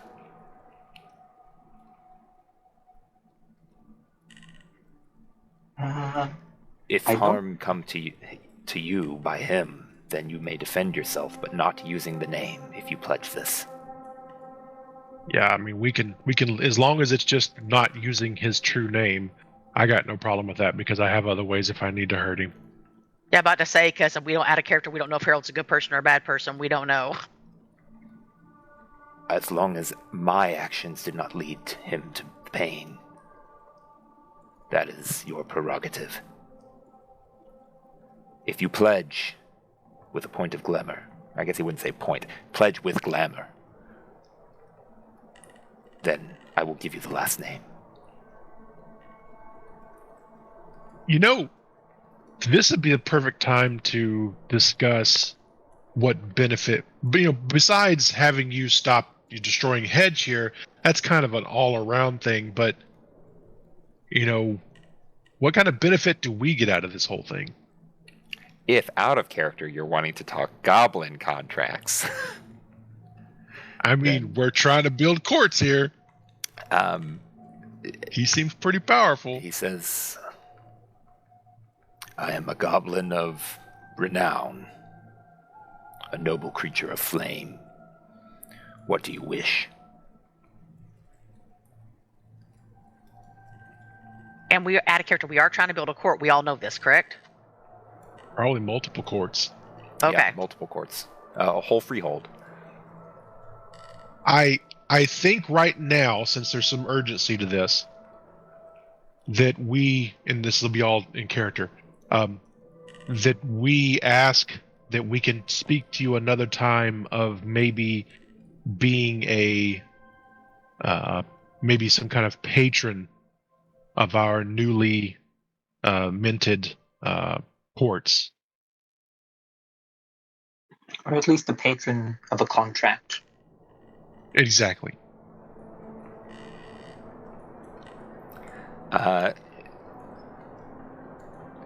Okay.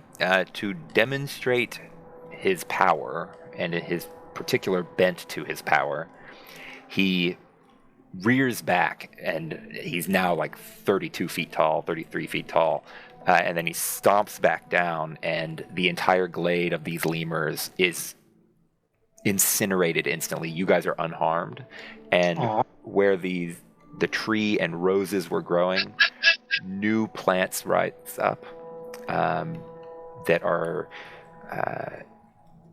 almost like cacti that have these brilliant blue flowers off of them, and they start to fruit instantly. And he says, I'm a being of rebirth and change, if that suits your courts. And that sounds like a good court to me. I mean, I agree. He's a very noble creature too, which is good in any court. I mean, I don't Rebirth think is he always important. I don't think he fucked up Lemur Town. I actually think he made it a little bit better because now they've got a somewhat of a hedge of cacti around their glade, so they're a little more protected. And now they got fruits there. I mean, roses have thorns, cacti have needles. Yeah. Cacti have flowers too. Yes, and you see them flower instantly and fruit. And there's these little kind of aquamarine plum-looking things growing out of them. Well, then it's not that big a deal to drop glamour because we can eat a few of these things and get it back. Assuming they're not something special. Make your pledge then. I'm going to look at everyone else, make sure I get the nods. I nod. Hi, Bob. I'm sure you do. Then I'll step forward and then I will say, we need to name our motley because that would help. Are we even a motley yet? We're a group Only kinda, that's come yeah. together. You're like we a don't have motley a in hollow yet. probation. We're a motley crew with a better lead singer. Then I'll drop to a knee and I will say, as temporary representative of this group, of these four, of us four, I should say, Don't forget I the cat. declare. Oh, the cat. So us 5. We will never use Harold's true name that you are about to give us in any way to harm Harold. And we, if needed, we will use other mechanisms for defense or attack. And then I'll drop a glamour. Do we all drop glamour, Well, or just and Enoch? lest the Fae find you. Indeed. Is the part. Yeah, you gotta add the consequence there. Lest the Fae find us. And then he says, as you drop the glamour there to seal it, the Blazing Buck says,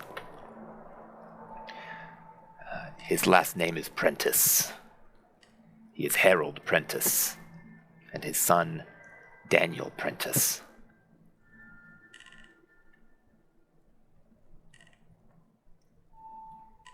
Right. So I'm gonna grab a few of those fruits off the cacti there.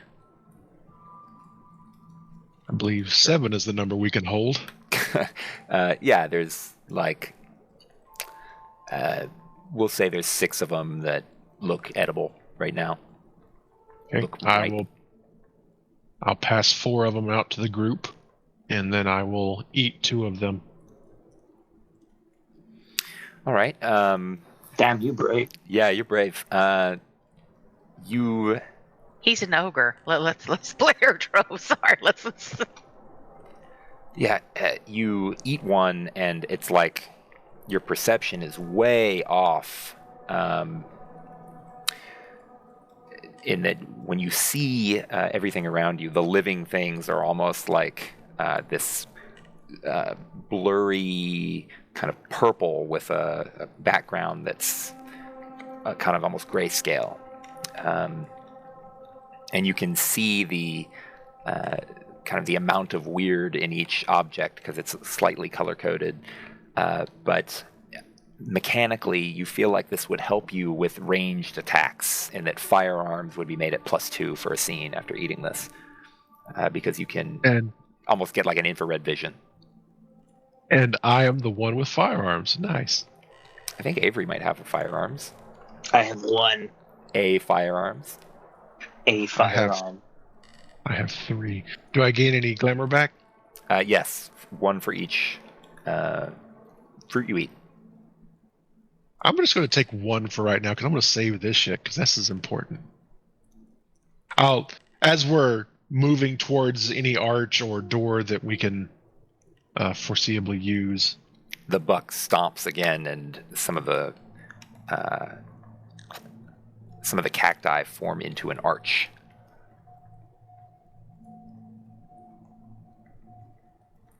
Place your bets on where this will open to.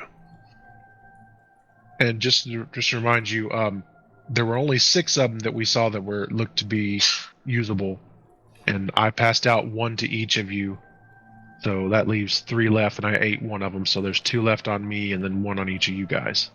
Okay, right. Sounds good. Okay. Before you pass through that, let's take a quick break. I need to step away for a second.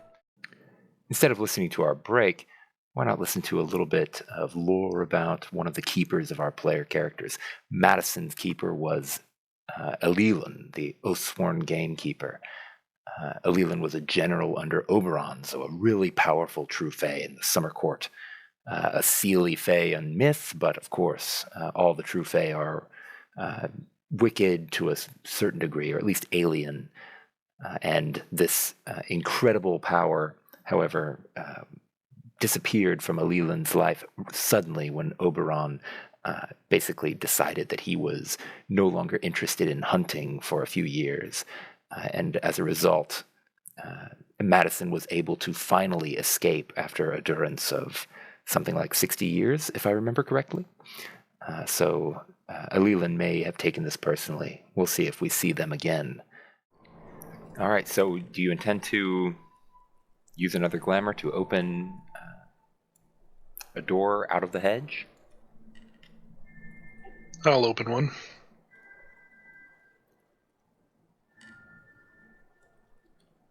All right.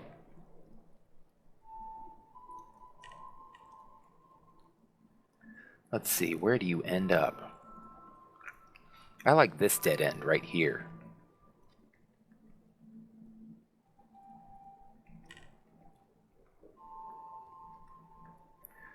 It'll take a while to show up on the map for you guys, but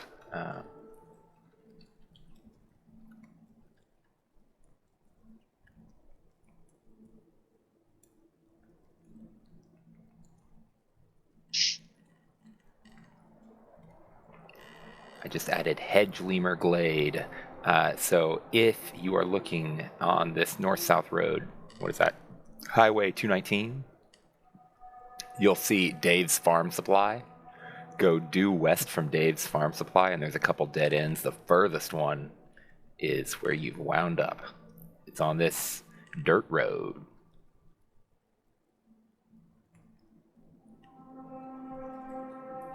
Taking a hell of a long time to show up. Yeah, it does. And you'll have to keep refreshing. So it's, yeah, Seneca Trail, Freeman Lane, Clifton Presbyterian Church. And there's no church there. I don't know why it says Clifton Presbyterian Church is there.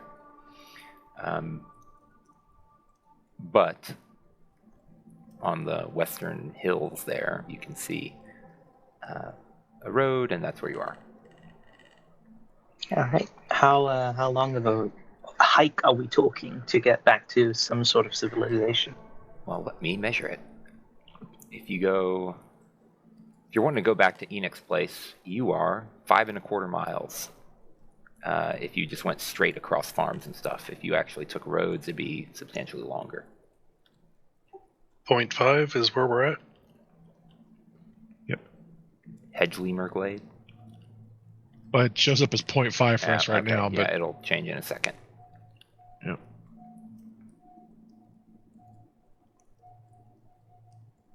And already added is Prentice Farm, which is further south.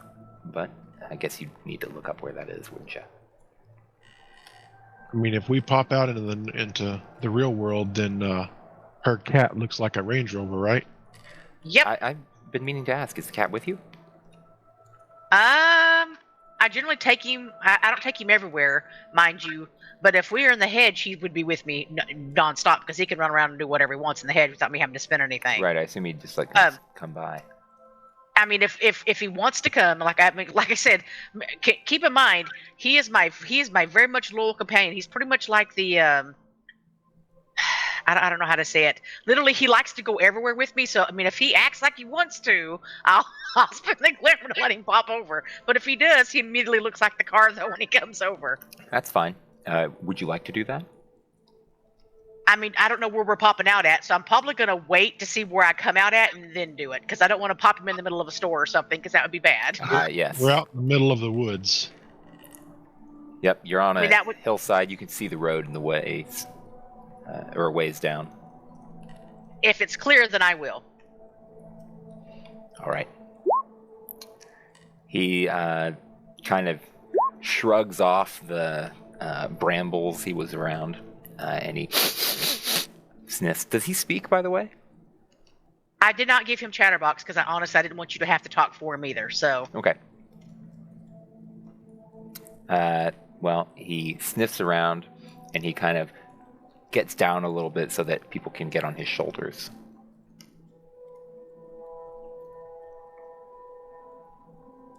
That's right. He only looks like we're in a Range Rover, not that we're. Yeah, he actually everyone else in. will think you guys are in a Range Rover. You see that you're riding a lion with wings. Much more badass. Yeah. Let's jump aboard. Yep. We can head out. Probably need to, on the way there, probably need to start looking up this kid and see if we can't find him by normal means. let's Google. All right, you're Googling. I don't think this requires a computer check. This guy would be on social media. Maybe trying to find the right one would be like a really simple, like a +3, either intelligence computer or wits computer, your choice. But it's just a matter of finding a Daniel that is a son of a herald, right? So anybody can choose to make an intelligence or wits plus computer plus 3 for how easy this is. Good enough. Bobby's got it. Yeah, Bobby, you find... oops. I just quit the game. 1 second. Chris is done for today. He's out. Yeah, that's it. This is good. Good going. No. You are able to find that he is not a boy by any means. Daniel Prentice is already balding. Well, that doesn't necessarily mean much about his age, but Right. is he old balding or is he young balding? He looks like he's probably around 40 based on what you're seeing. And he does have a father, Harold. Daniel lives on a... I mean, he seems to be a farmer down further south on Seneca. So it's nearby. The Blazing Buck was in the right location roughly, but needed to go a little further. Apparently his home is north of this place called Organ Cave.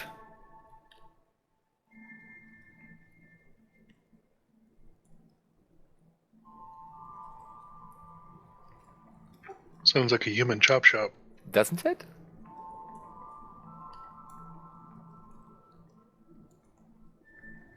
But you can, of course, you've seen it all along. The Prentice Farm pointer is where you're headed to, if you want to go there. Now, do you tell the lion to run along the road instead of fly?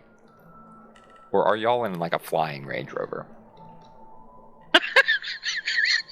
Just saying. No, I understand. I mean, his speed's 19, so I mean, Be about car. so yeah. We're about the flying when we're in a hurry. Like, we're technically not in a hurry, so I'm probably going to ask him to run on the road so we at least blend okay. in. Sure. All right. Yep, he seems to kind of keep pawing at his jowls like there's something about the smell that he's trying to get used to. He does this a lot when he's in the mundane world. I'll ruffle his mane a little. I'll ruffle his mane a little bit and tell him it's okay. I know it stinks. It's okay. Yeah. But he gets used to it after a little while, and he drives safely, so to speak. And you can go south towards where Bobby's telling you to go. And Bobby tells me where to go. I will follow Bobby. Yeah, it's like 7 Yeah. p.m. by the time you arrive. You spent longer than it felt like in the hedge. Damn it, Bobby.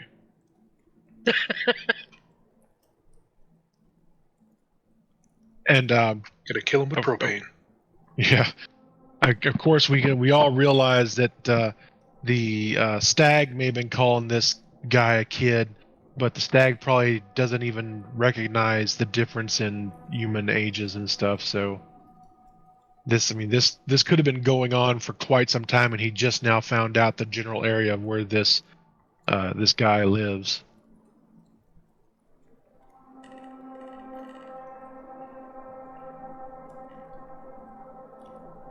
Gotta love powerful Hobbs and their sense of time. Yeah, or their lack of sense of Right. time. All right, you arrive and the lights are on.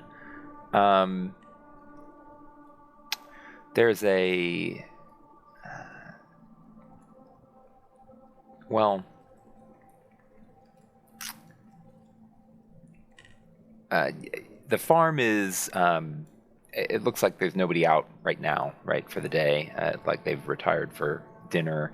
It looks like there's wheat crops in the back. Some of the equipment looks like it's been worked on recently. There's a lot of cute little kind of knickknacks around the front step. Little, garden gnomes and seashells and chimes and the kinds of things that you see of people that are in pledges, active pledges, kind of the fey knickknacks and trappings that tells you that this person has some affinity for the weird, whether they're, if it's a fey touch, that could make sense. They just started collecting things that worked for them. But, you're not walking into somebody's home that is so mundane and boring that they would never experience the supernatural. The most weird thing you see, no pun intended there, is outside of the field, so not even in the field, there's a really elaborate scarecrow made pretty well. Looks like it's something that was left over from Halloween or something. And it's just, it's as part of like a little scarecrow family. Like there's a father, a mother, 2 children.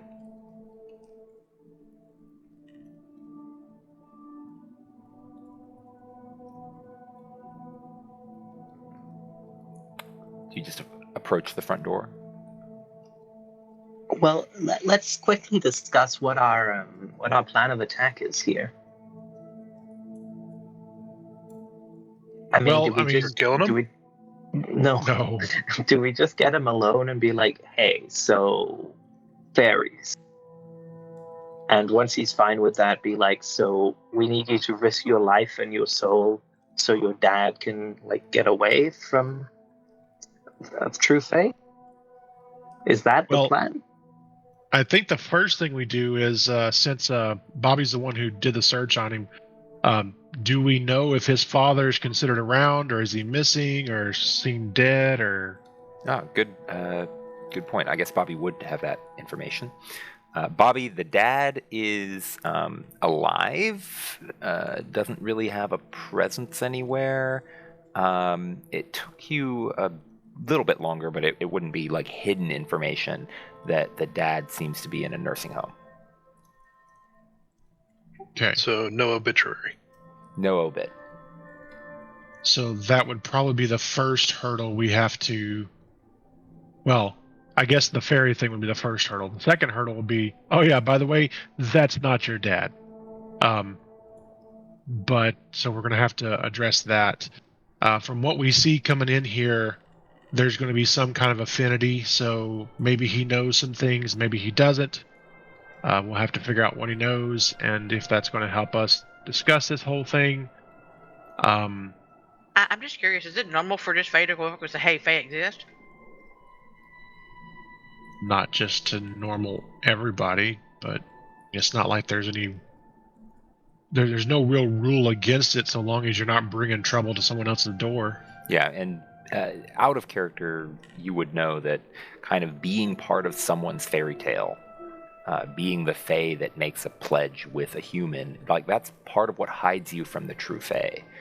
They are it's much harder for the true Fae to find you when you are part of someone else's fairy tale. So the changelings will like actively find people to like make small pledges with, like, I'll clean your house if you leave out milk or something, is the example they use in the book.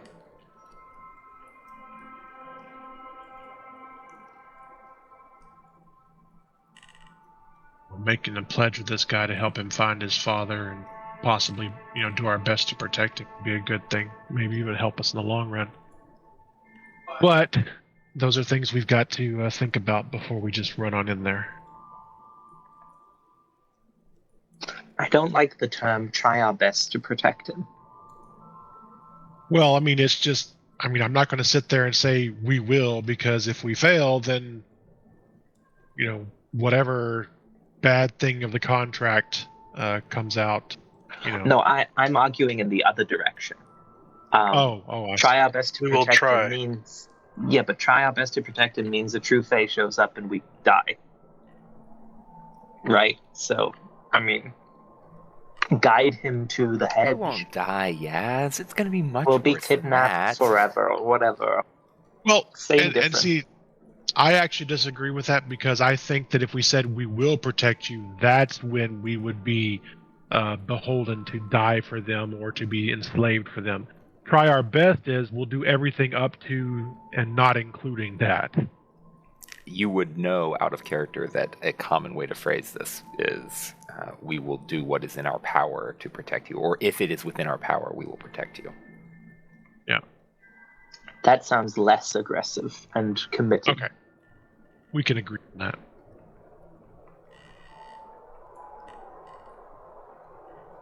Not like it would have been a big war or something if we didn't, but still. And they'll be like, okay. All right, so again, we know what we assume is the fetch is alive and kicking, not in this. I'm assuming it wouldn't be too far from here in one of the larger cities, if it's a nursing home. I suppose I should say where it is, shouldn't I? I mean, you don't have to, but if you want to. Depends. Do we want to check out the fetch? I mean, I we don't could think just leave the we- fetch alone. Yeah. Well, yeah, if we don't want to alert the fetch to anything just yet, because if Harold makes it out and comes back to the real world, he'll know something anyways. That may be a secondary thing we do after we talk to the kid, because it may be a good thing that, Harold comes back and has knowledge of his fetch and stuff more than it has of him or something. But, yeah, we need to... We know the father exists, so we gotta address that thing at some point. But I think the first thing is like says, or Avery says, is that we need to figure out how we're going to address the whole Faerie thing. And I think the only way we can do that is by kind of getting an idea of what this guy knows about fairies. I mean, is he Fey touched? I mean, can't he already detect stuff or see stuff anyway? We don't know. Isn't there, or was that only in Changeling 1? Like, sensing the Fae, whatever it was Kenning. called. Kenning. Yeah. I think it's any supernatural thing. Yeah, it's the thing going off, I think, your clarity. I believe so. Let's see. Let's have a look. So remember, it was kind of odd. I saw that and I was like, it's not mentioned on the sheet. It's just kind of thrown off to the side. Right, Kenning. Changelings with strong clarity are so good at telling the difference between magic and mundane that they have an easier time spotting the telltale signs of supernatural. A player whose character currently suffers clarity damage may make, or in fewer than half of her clarity boxes, so that'd be all of you, may make a kenning roll by spending a point of willpower. I roll your current clarity in secret to detect the presence of supernatural elements in the area. Okay. So you tell me what your clarity is, spend a willpower, and I would tell you if you detect anything.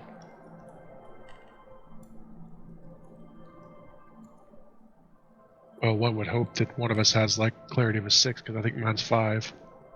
Mine's 7.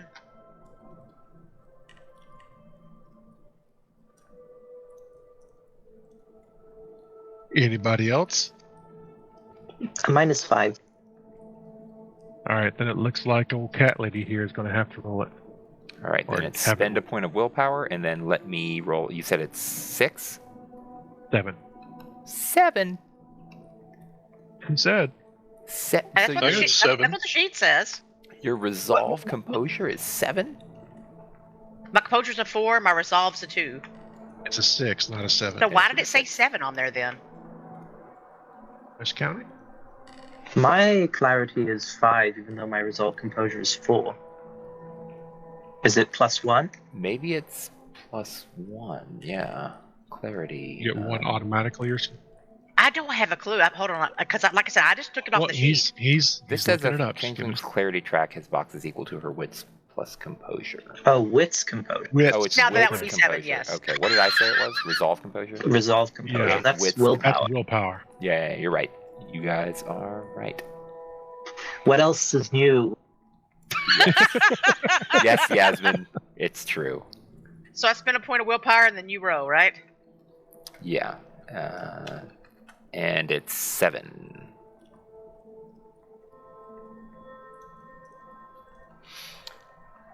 right. You do not detect any kind of supernatural. Well, it says each success reveals the presence of one supernatural creature, item, or active effect. You Tell can't us what we determine find what because kind you it do the is, roll. only that it is one. Okay, the wind chimes in the front are supernatural in some way. Nothing else nearby appears to be supernatural, based on your successes. Yeah, the lawn gnomes are supernatural. No, I was almost going to go with those, but I decided the wind chimes was better. The wind chimes Oh are my supernatural, and that's it. I would make sure I tell the group too, like in very low tones, but when we're off person, we're about to go walk in, or when we're discussing this, I'm looking around, I'm saying the wind chimes are supernatural. Can I Blink. investigate those? See what they do? Sure, but that requires stepping onto their front porch and then like looking at something that they own. If they're watching you, they're going to be like, "Can I help you?" Or they're just going to shoot you. Forgot this is West Virginia. Because this is West Virginia. Exactly. I'm just gonna pull a gun and shoot you in the face is what's gonna happen, so be careful. I'll wait till the group comes up and then I'll look at the stuff. And he'll use some Look. kind of contract to become invisible and then look at it. We're not wearing ATF badges, and we're not carrying open weapons, so I don't think they're just going to come out and shoot us. They're going to ask us what we're doing here first. Don't forget to park the car. I'll tell Persia to stay outside. Yes. Yeah, She Parissa is cannot like, come in the house. Okay, is Parissa she or he or either or they? It's a he. It's a he. Okay, so he is gonna be snorting around in the ground, like sniffing something, and the mask of the car, right, is like the engine is still going and it's like drifting forward when there's nobody in the driver's seat at this point. Yeah, it looks like the car is grazing the grass. Yeah. I mean, it's not eating, but it's doing the cat thing of sniffing around, and you tell Parissa to sit down, and he sits down, and then he just kind of keeps making the whoop, whoop, Oh Lord. which of course just sounds but to the mask like an engine that's turning over still.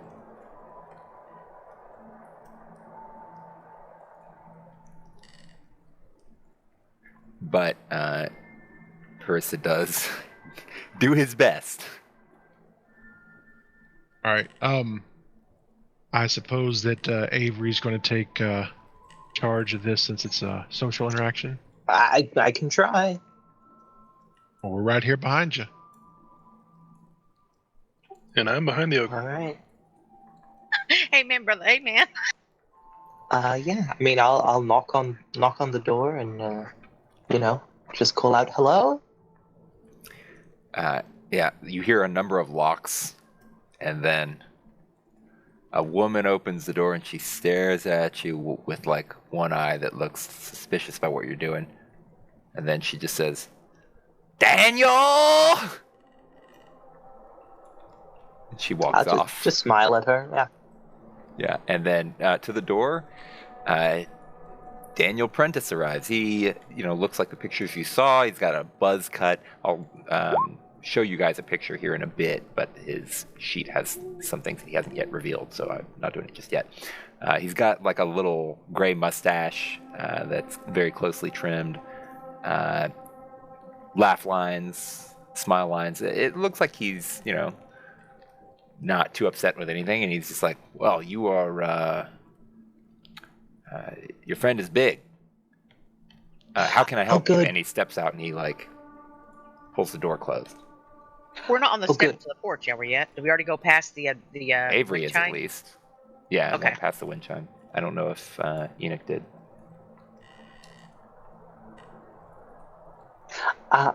You can see us properly then. Well, No, I'm just big in real life. Well, yeah. I don't know. I'm just asking that. yeah. Daniel says, "Are you a friend of Mr. Dunlap's also?" Is that what I'm hearing? A I don't friend of Mr. see. Dunlap's. Oh, that makes it easier. knows Dunlap, then he knows the Mothman, so we're good. Well, we're sort of, I suppose, trying to troubleshoot or take up a bit of the reins. He appears to have gone missing. I don't know if you're aware of that. Oh gosh, well that would be why I couldn't contact him. Right, yes. Oh my So, goodness. Oh goodness. What luck. I've been trying. And he says, well, we need to step outside. Larissa is gonna... here, let's walk out this way.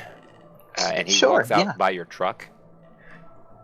And Barissa's like trying to sniff him, but not move too much. Oh, he's doing the nose flaring thing a whole Yeah, lot.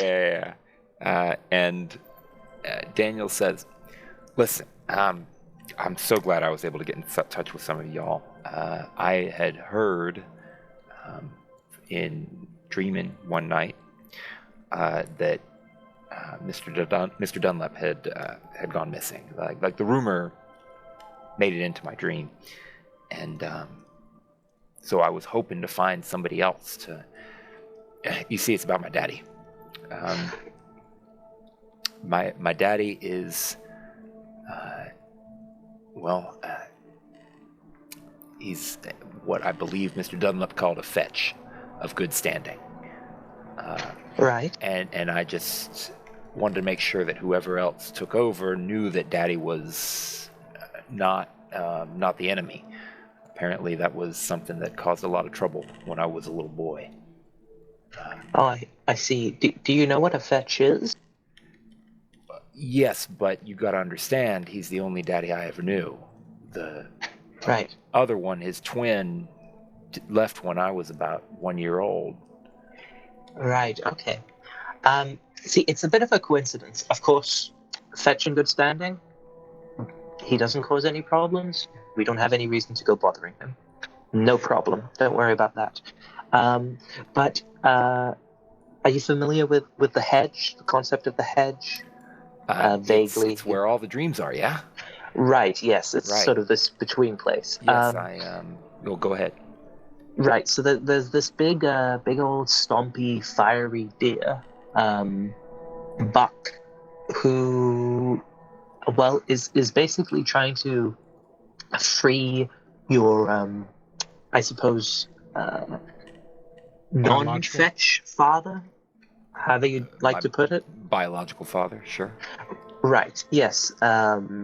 And it's of the opinion, or it thinks, that if you step into the hedge, it'll sort of, because you're connected blood-wise, it'll, temporarily connect you and somehow or another give this biological father of yours the opportunity to escape. And it's been causing a real ruckus, lighting bits of the hedge on fire, that sort of thing. So really, that's actually why we're here. But I'm happy that you're in the know. Yes, it I've does seen seem this. to be the I've case. seen this. So I confess, I poked my head out. I send my dream friends out of my dream to poke around a little bit every now and then. That's how I used to contact Mr. Dunlap, and they've Did he been just say saying dream friends? that's what he said. They've been saying that it looks bad out there. Right. So it's this stompy thing trying to attack my dream? Well, as far as I could understand, it was concerned with ensuring your biological father had a chance to break free. They had some sort of bond, oath, that sort of thing. So I think it might have been trying to sort of influence you to, enter the hedge because, I'm not exactly an expert, but there's some sort of mystical link between the two of you, probably biological, and therefore you entering the hedge should, somehow signal to him, break him out of his trance or whatever it is. I mean, look, I'm not going to pretend like that makes sense, but you're telling me that it needs me to go out of my dream into the other dream space? That's one option. That's one option. The other option is that, we open a gate here or somewhere nearby, and we just step you through physically. Wait, that's a thing? It is a thing. You know, Mr. Dunlap did always. All right, I'll buy it. So, you need me to do this, and then Daddy will be fetch in good standing with y'all too. Is that what you're telling me? Well, I would say don't worry about the fetch in good standing thing. I mean, I just didn't want that information to get lost. He's an old man. His memory's failing. He can't defend himself.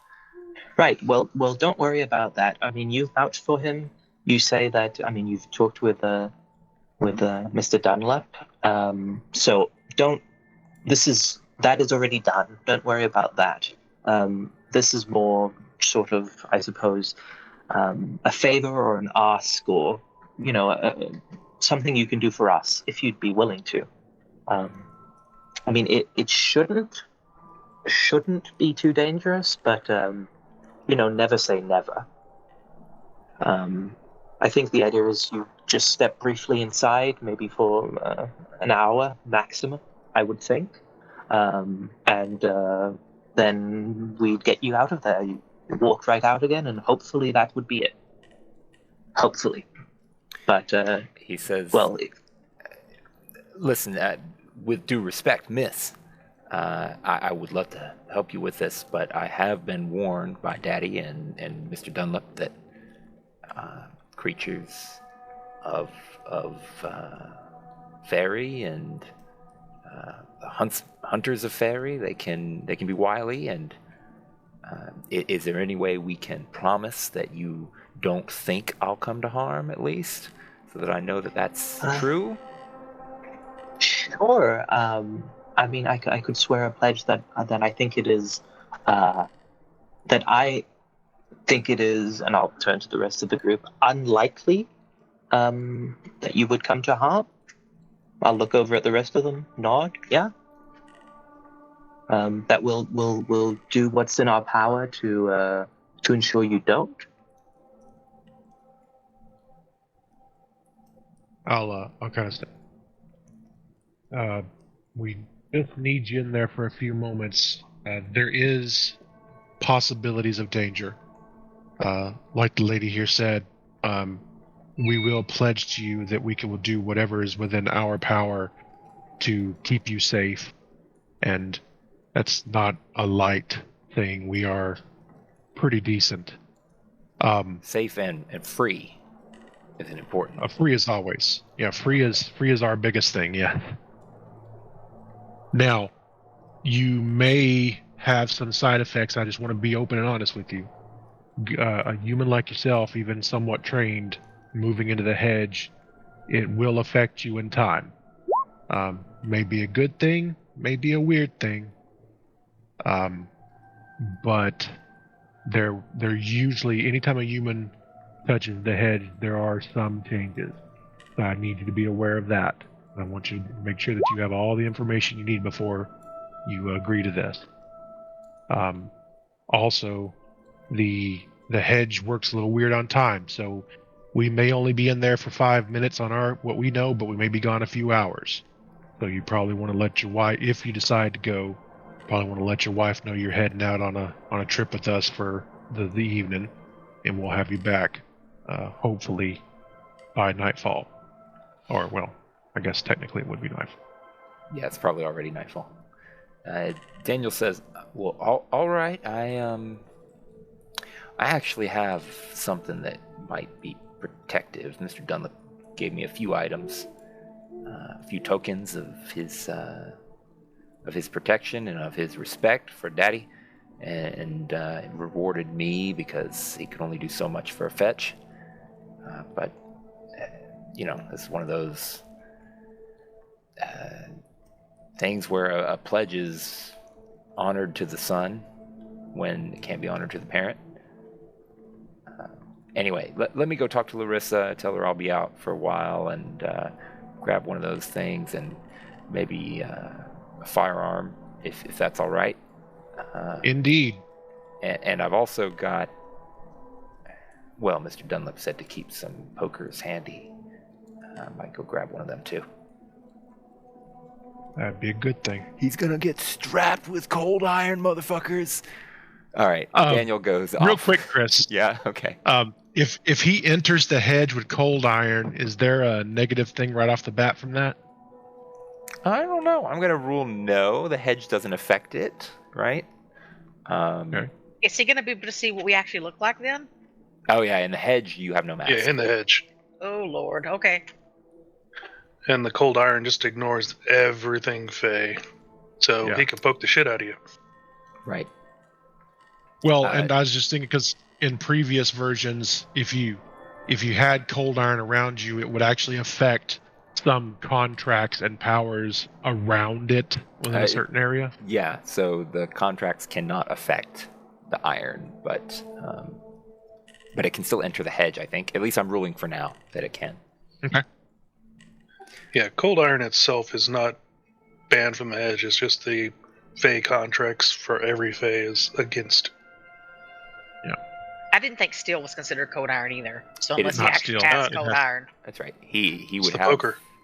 Yeah, a wrought A iron wrought poker. iron. Yeah. Oh, my Lord. So he actually does have cold. Good God. Well, most traditional fireplace implements are made of wrought iron. They're not usually made of steel. Well, wrought or cast, and cast would be Yeah. iron, but not cold iron. Yeah. So he comes out and he's got a pistol, which he we'll say he has a concealed carry that he shows you guys. He's doing that, and the concealed is just so that he didn't alarm his wife, and he's got the poker, and he says, well, if you make that pledge, then we'll get out of here. And we already talked about what the pledge will be, so you don't need to restate it. By the He's way, also too, got another... We'll say he's got a pin that he's put in his lapel that you noticed that you didn't see before. That is kind of this gold flower-like shape. All right. I'll make the contract with him since I'm the protective one. And that way, I'll state it. I'll state it to myself, so that if anything else, the rest of them can run, and I'm the only one affected. And I will end it by saying, "Lest the Fae take him." All right. So while he's in there, Bobby, you're looking at the chimes. They are...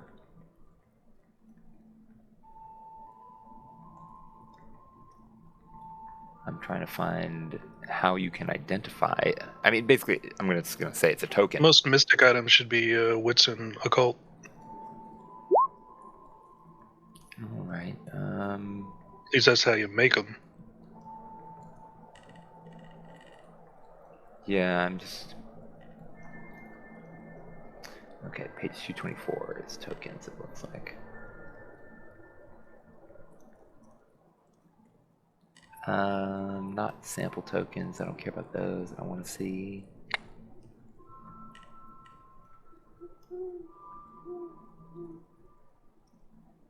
Changeling can create or acquire a token deliberately. Okay. But what about identifying?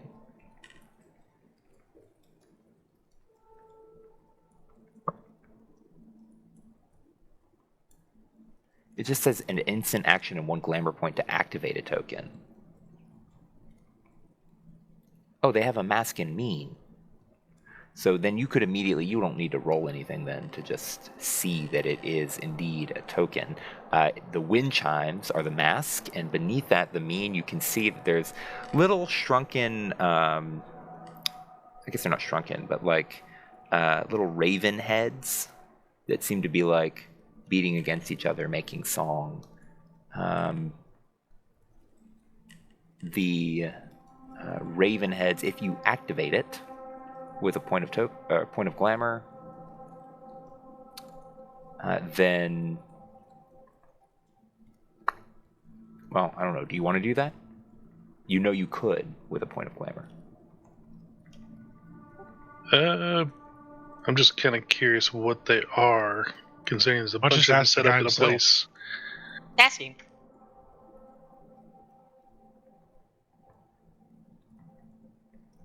Maybe it sounds an alarm when people walk to the I'll threshold. ask or Daniel something. first. You will ask Daniel first? Do you know what these are? He says, "Oh, it was a gift from Mr. Dunlap." Good eye. Yeah, he said that if I ever wanted to see, as you said, see your true selves, that I could, wish really hard on that, basically, and my wish would come true. I'd be able to see.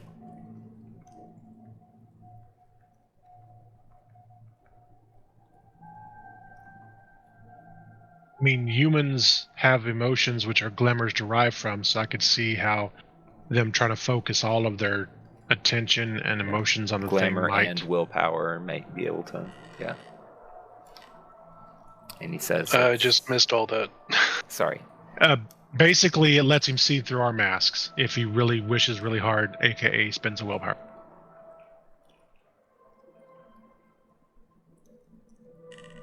You get that? Yeah. Okay. It was just that brief time where Discord had like one bar maybe. It wasn't doing Yeah. anything. We were also talking over each other to a certain extent.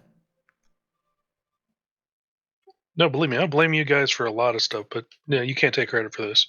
Great. Well, I will say to Daniel's like, well, you won't have to use that because pretty soon you're going to see what we all look like. Wow.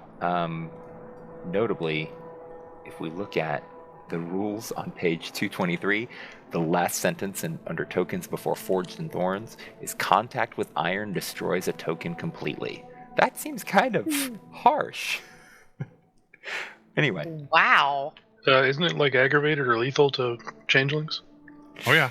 When used as a weapon, it is. Yeah, I don't think just holding it is aggravated, but maybe I'm wrong about that. I think holding is just basically you can't. So if it's anything like holding silver for werewolves, it messes with everything you do until you get away from it. Just touching it doesn't cause the damage, but you definitely feel the burn and you want to get away from it. Psych, touching cold iron inflicts aggravated damage on the gentry and changelings. Oh, well, hot shit. Then it's even further than I thought. So Cold keep shit. that shit in your pants. I mean, we might want to have a rule where, and honestly, there's nothing in there that says it should be not permitted to come under the edge. No? Oof. It's not against the edge. I mean, technically I Technically, think it is. No, it's not. It's against the Fae. Yeah. Yeah, the weird broke a contract with iron is kind of the lore. So it is kind of the weird, but that should, if anything, give iron the ability to do whatever the fuck it wants to. Yeah. The weird, It's but to it's just ignore the all other way armor and shit. around. Yeah, the other way around doesn't work. Because the weird is the Oathbreaker, not the iron. But yes, as Avery says, the raven heads sure are chimey. Also, I feel slightly targeted, being A feather black cloak. songbird. Yeah. Yeah.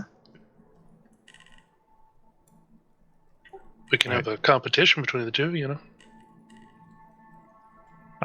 I say we head back to my stead and we can get all geared up there since we're looking to having to defend or possibly defend.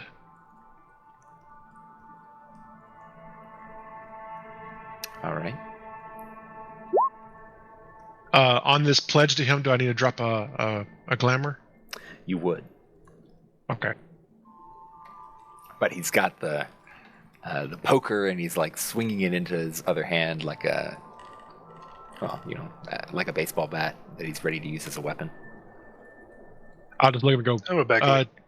yeah, let me just ask you not to touch one Yeah. of us with that. Yeah, and I'm gonna say all that too precious. Not gonna let him anywhere near him with that. Sorry, he's gonna take his own car. Wait, we're taking the car? No. We're taking a cat. I point at that thing and say, "Not with that, I'm not." There's a barn door somewhere around here. Well, I guess we're all prepared enough. Does anybody need to go get suited up or anything for a possible fight, or are we okay to go now? I mean, I'm pretty Act useless, like we're but rich. I can cast some spells and stuff. Yeah, useless. She's the one who skipped the entire fucking session. Yeah, no shit. I mean, in combat. I can give you guys some dice and stuff. All right. Well, I mean, if nobody else needs to gear up, then let's head in. Most I could ask is everybody dressed in black. I mean, all Enoch needs is his weapon, right? And you have your gun, correct? Well, all I need's my fists, but I mean, I'm pretty good with guns and rifles, so. Okay.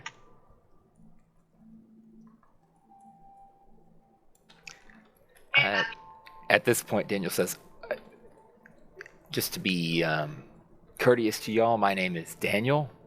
I don't need to know your names, but all right, let's go. Oh no, of course, I'm Avery. It's nice to meet you. Sorry. No. We got told your name already.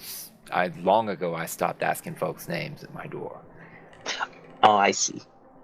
Well, how about this? How about we introduce you to us once we're out of this whole situation, so that Sounds way. good.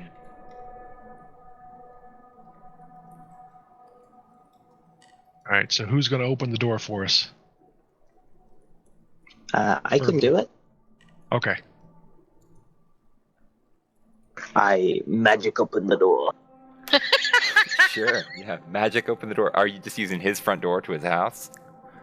Remember, Maybe the not cat's when got to go his- through. Yeah, maybe not when his wife's or partner's there, but Like a barn door or Take something. him out to the shed. yeah, shed or an outhouse or something. I don't Oh, no, not going in that. look. He does have a barn. This whole story's gone to the shitter.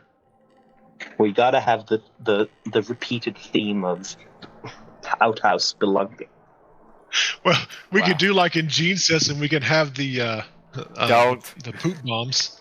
The poop bombs. I knew. Oh no. The mines No. in the shitter. Yeah. Good God, y'all. Welcome to the jungle where the monkeys fling poo. Or the lemurs, we should say. Yep, in this session at least. All right, so if we're all ready, step through. Make sure ready for any type of fight. I got my pistol out. Sure.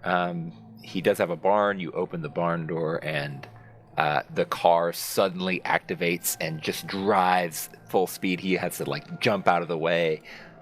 You can see the fear on his face as Daniel has to dodge this car that's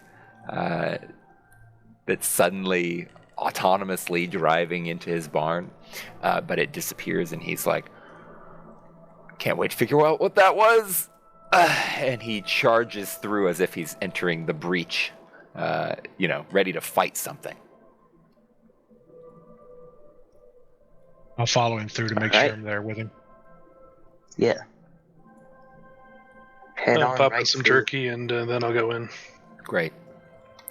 Yeah, you go in, and you're in the middle of seeing these like baby warthogs with the stripes and everything, saying, "He's got iron! He's got iron!" And they just charge away. It's Oh, like no. a horror show to them. Yeah.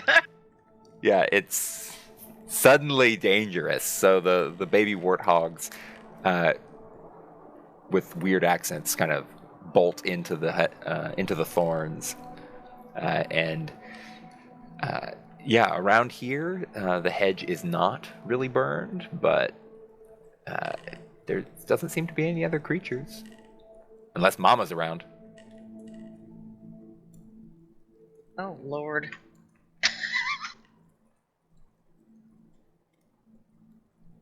All right, I'll make sure I stay close to him, not too close to touch that damn poker.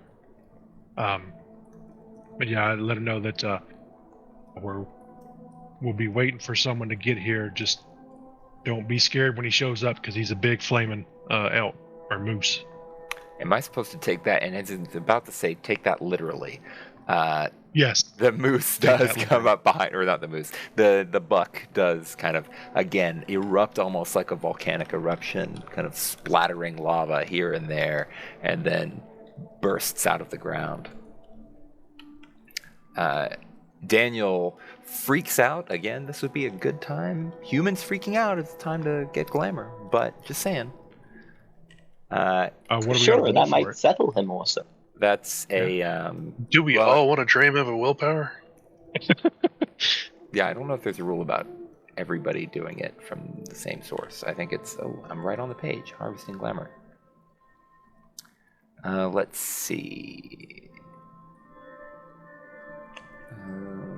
Harvested characters lose a single point of willpower and cannot be harvested more than once per scene. So one person could roll, we'll say, presence plus intimidate to tackle his fear there. Or maybe even a composure and empathy to try to resist his fear. Well, I'm down 2 glamour, so if anybody else doesn't have 2, I would ask if I could do it. Sure. All right, so you said presence plus intimidate. Sounds good to me. Which me. You get 1 glamour, and right now you don't have a court emotion, but, fear might end up being your court emotion at some point. For now, it's just the 1 glamour. Okay. Puts me at even with just about everybody else, so that's.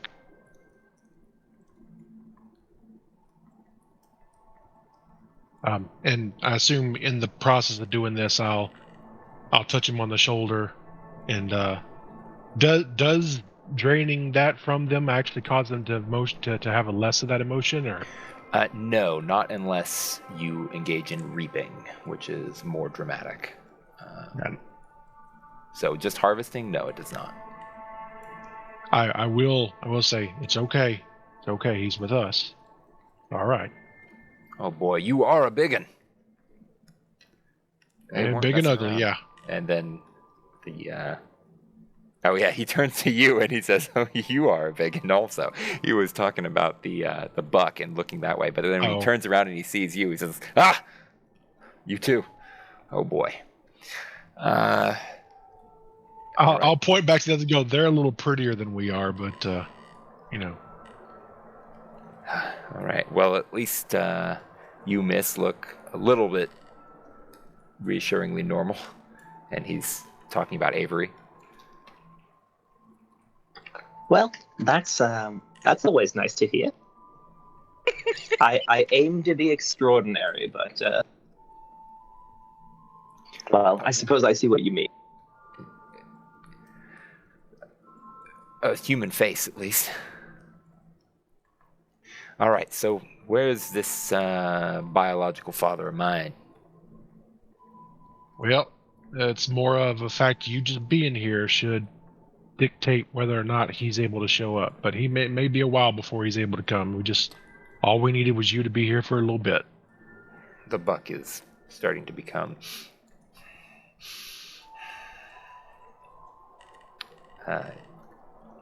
what's the word I'm looking for? Unsettled. He says, "Harold. Harold, have you seen the light? Harold." He kind of turns to face his right, peers through the thorns.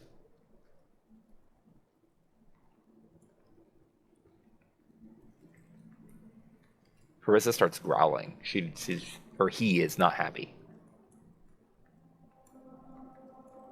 I'm going to take up a defensive gesture around Daniel. Yeah, I'm going to move over there by Prissa and start looking around, like I'm just pretty much looking around. Perception's not going to be anywhere near as high as fucking Bobby's, though. Yeah, I want to see if there's anything else around here. Okay, you're investigating? Yeah. Then let's go with a wits investigate roll.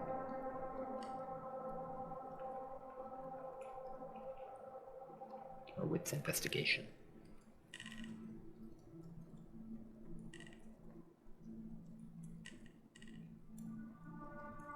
Any penalties? Not for the immediate area. Oh, +5. So wild. All right, with 4 successes, you Actually, it should be one more dice, but that's good enough. well, it might be an exceptional. Isn't 4 exceptional? Not unless you've got some feature that. It's either 5 or 3, depending on what features you have. Yeah, usually it's 5 or 3. All right, with 4 successes though, you're able to kind of look around. You can see that those wild boar had kind of gathered around a mother, it looks like, or you assume a mother, some larger adult wild boar.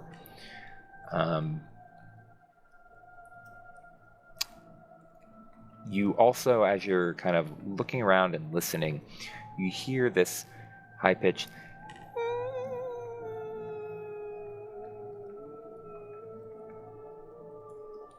just Pig farts? well, at first you think pig farts, and then it gets louder and louder and louder, and there's a light in the sky, and you realize that if you all don't hit the deck, you're going to get hit by some kind of meteor out of Faerie. Oh shit, dodge, guys. Yeah, let's hit the deck. Well, Gotta because get the he deck. said that, you all get to roll, we'll say, dexterity plus composure. That's your initiative, I think. If you add Right. d10 plus that, but let's just roll dex composure. All right. If I'm going to kind of try to cover Daniel, do I need to take a penalty on that? We'll say that you can give him however many dice you want to take off. Let's hope we get some. So how many dice do you sacrifice for him? Let's see. I've got 6 dice to roll here, so I'll give him 2. So minus. All right, he'll go up to 6 then. Nope. I'm gonna get hit. Holy shit. But you let But him you really definitely succeed. protected him, yeah. Hey, I get a willpower back to that. Oh, I could spend a willpower. Oh, you should. Too late. Well, you push him down, and unfortunately, you end up taking a lot of the blast. We'll say that you end up taking. Well, here I'll make a roll. Quick question. Yes, sir. Fey Cunning technically allows me to use my defense against firearms. Would that be anything in this realm? Holy crap. Do I ballista mean, count as firearms? I will. What's your defense? 6. All right, I'll remove your defense against his roll. Then Awesome. he did still get 1 success, so his damage would have been, we'll say, 3 lethal. So he deals 3 lethal to you as I mean, it's a ball of fire, right? But it's a fire elemental, you would assume, of some kind. Kind of crashes out of the sky from what looks like it would have been the north if you gave cardinal directions to this place. But it just kind of crashes into the thorns and rolls and slaps up against the blazing buck, who immediately kind of flips it over with his snout and says, "Herald, Herald," and rolls him flat. And you can see he's this, really rotund, middle-aged guy. He actually looks younger than Daniel. So he's maybe like late 30s, not even 40. And he kind of lays on his back for a while. And you can see he's bleeding in many places from either wounds that he suffered before or from tearing of the thorns as he crashed through. But the ground kind of still shaking beneath your feet as you all have kind of ducked for cover. the smoke from the incineration that immediately happened, as well as from just the impact launching dust up into the air, kind of starts to subside, and you can see that where there was one flame, there's now two. And, well, it looks like there is a heavily wounded, freshly escaped changeling that you should maybe, I don't know, assist in You may some have way, or medicine. you don't have to.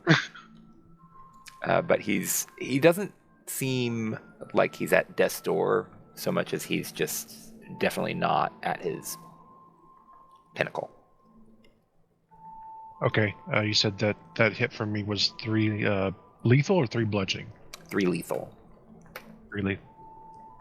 Do you have any armor? Not at this particular time, no. Okay.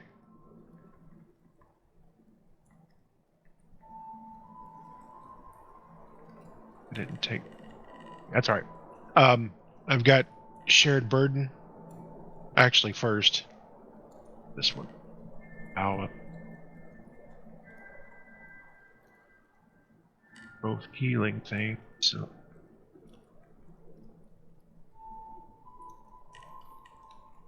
While you work out what you're doing, Daniel kind of stands over the wounded changeling with the iron and actually like points it at him. Well. That wasn't an attack. That was just escape from Arcadia. Daniel looks at you like he kind of understands, but he says, "So you're gonna try to kill my daddy?" Who's he talking to? He's talking to the changeling on the ground, who does not respond. He seems too out of it too. But the Hey, buck man, is give him looking some like he's about room. to try to fight. I mean, isn't that technically his biological dad? Technically, Yeah, Yes. but it's not the dad he Maybe. knew growing up. understandable. Well, we've already guaranteed your father's safety, so he certainly won't be doing that. Right? I say, and then, look meaningfully at the shell-shocked man and the deer. Keep an eyeball on the deer. He's my more concerned than the knocked out changeling is. Yeah, the deer's starting to snort and flip around. The changeling does not respond. He's still out of it. I want to move between him and the stag and wounded guy.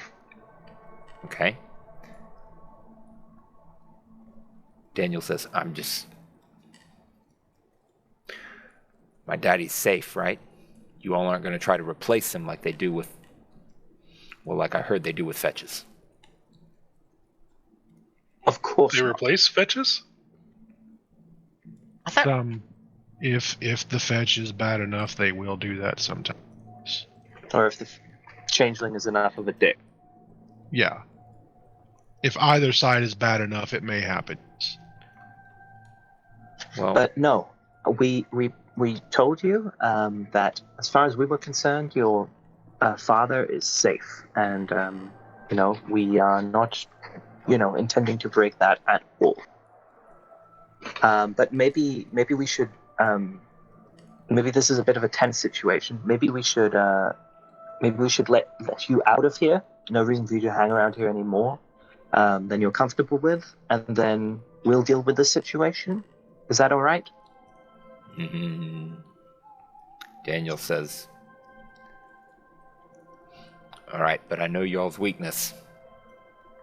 We're not trying to do anything untoward. It's a very emotional situation for everyone. Make a I'm manipulation persuasion check. And maybe to add a dice to that, I'll look at him and go, it's best not to be threatening people when you know what they can do. Wouldn't it be a good idea we get him out of the hedge for right now, since he's... That's the what what she's we're control- trying to trying to do. do. Yeah. You can add, instead of having Enoch roll, Avery, why don't you just add 3, 2 for your striking looks and 1 for the additional comment. to your manipulation persuasion check.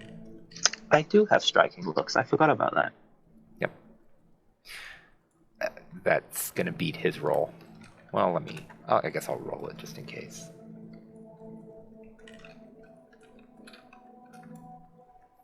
Yeah, you definitely beat him. So you beat his roll, and you can see that he is... he was feeling confident with you guys around, and he's not trying to, like, go back on it or anything. It's like it just came to him that this changeling might want to, like, suddenly have a relationship with him and take over his ailing dad's life. And he's like starting to get upset about this thought that he hadn't even considered before. But he says, all right, we'll talk later. You deal with these two then. And he nods at the flaming ones. Thank you very much. And if I need to spend a glamour to open a door back to his shed or whatever, I'll do that. That would be required, yep. All right, let's do that and get him the fuck out of here. Yes. I was talking about the wounded guy? Yeah, what's Well, that guy, first of all, is going to be protected by what's his name, but yeah, as Avery is opening the door, I'll look at the stag and go, it may be best if we get him out of here to get him tended to. Stag says, of course, you will continue to protect him until he is well. He is one of us. Unless he does something untoward, we will protect him as we can. I will find him when he enters the hedge next. Good deal. And I'll go ahead and I'll walk over to the guy and go, you gonna come with me? We're gonna make sure you're taken care of, and we'll get you talking to your friend here as soon as you're able to. And I'll start lifting him over my shoulder if he agrees. Yeah. He doesn't necessarily seem to agree, but he seems to be like trying to support his weight in a way that makes him easier to carry. He's not resistant. Okay. he's pretty beat up too, right? We need to get him taken care of. He's not at death's door, but he's worse for wear, I guess you could say. He could use a good cuppa and some chicken soup. Yep. And some kind of changeling psychiatrist, which we ought to... we probably have someone we know in the freehold, right? Which is not a freehold. Possibly. Hopefully. We need to get some eventually when we do build the freehold. Otherwise, we'll have to suborn a human psychiatrist. I mean, could we just find a goblin and have them be our psychiatrist from it? Wouldn't it work? Holy shit, I'm envisioning it now. Is that our next contract? I mean, sounds like a deal to me. Anyways, I'll fireman carry him on my shoulder so he doesn't have to walk too much and I can move faster. And I'll take him through the portal. All right. Yeah, it starts feeling like it's about to burn you when you lift him up, but as soon as you exit the portal, his mien weakens substantially, and you can bear the heat. He just seems to be like running hot. Because he's just coming out of the whole durance thing, and some of his memories are fading probably, and things like that. Yeah, he seems to smell the air of the mundane world the second you kind of go through and close the gate. And he suddenly bunches forward, and if you don't drop him, he throws up, and it's on you.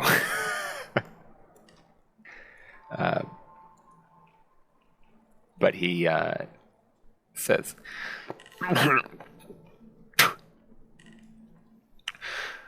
"Who are you?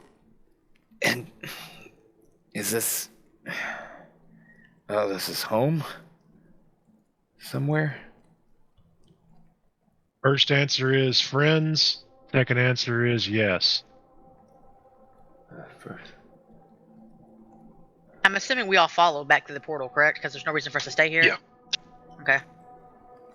How long have I been gone? I don't know exactly, but probably somewhere in the neighborhood of 40 years. 40. Don't make no sense.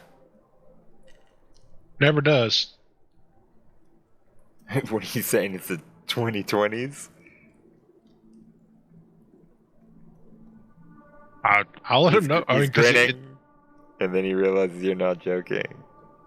yeah. And he No, stops I'll say, specifically 2023. grinning. So strange, your kid almost poked you. Why is it cold here? Because you're used to burning hot. Yeah, but it's like really cold. Do we have like a blanket or something? Is it actually cold? No, it's not cold at all. I mean, we'll find you something. It's mostly just your transition here, but we'll find you something real quick.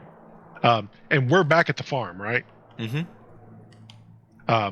I'll kind of look off in Daniel's direction. Like, do you mind if we get a blanket or something for this guy? He's, kind of putting away his iron poker, and he says, "Sure, but I don't want him staying here. We got enough pictures inside that my wife will know. Well, she'll know who he is." That's fine. We'll keep him covered and get him out here as soon as we can. And he goes in. He'll eventually come out with another blanket here. Time lapse. Are we hours away from where we were, or was it like 2 seconds? Or It seems like it was probably between 15 and 45 minutes. okay, so not a big deal. Yeah. All right. As soon as he gives me the blanket, I'll go ahead and I'll wrap the guy in it. Not completely covering his head or anything, but trying to shade it away from any view. And then look at. I know your name starts with Mad. I just can't remember the rest of it. Madison? Madison. There we go. I was saying Madeline for some reason. Anyways, I'll ask Madison to corral her vehicle so we can get out of here. I mean, I thought he would have left, or he would have stayed in the hedge, unless. I mean, Madison that's up to used, her, I guess. Another one, yeah, another glamour. I don't point. have to use the glimmer every time he passes. It's for one scene, so I mean, Yeah, unless but that this was is a now a different different scene. scene. Yeah. Yeah, but it could use the same portal. Well, but it's not about He summoning has to be it able here. to It's stay. about Yeah, he has to stay. about putting up the mask. Yeah. Yeah. I mean, we're not too far. Well, let me double check that before I say that. Thought the mask was a natural effect. It is For us, you. it is. And I honestly didn't think a scene was just like one little thing either. I thought a scene was like a session. Sorry, that's what I thought. Sorry. No. A scene That's a is chapter. it's like a focus. Yeah, a scene is Okay, like okay. a focus. So if you're doing combat, it's until the combat's over. If you're doing a dramatic scene, it's like until you change location or it kind of changes the subject type of thing. So it could be 2 minutes, it could be 5 hours.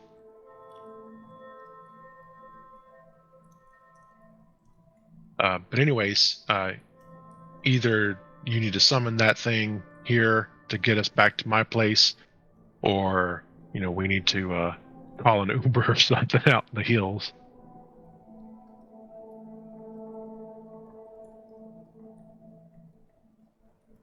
Do I feel like we're in danger at all, Chris? As in, I mean, other than the guy in his poker, we're not in any danger, correct? It doesn't. Nothing screams dangerous to you. Yeah, there's a changeling who has just escaped from Arcadia somehow or another. Doesn't know what they're going to need to do. Doesn't know about the state of, the mundane world.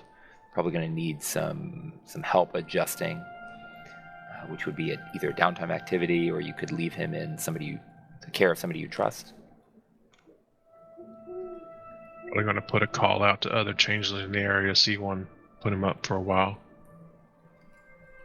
I'm sure there's someone that's interested in helping others free themselves. If you're doing that, I One can would get the. help. I can get Persa moved over so that way that he can help us carry him to where we need to go. But I mean, I don't know how far where we're going. So We're going back to my place, which is north by like, I don't know, 20 minutes. Maybe 15.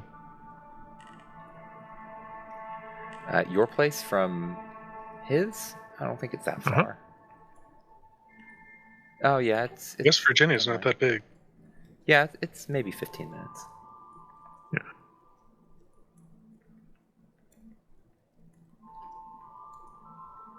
So do you do it?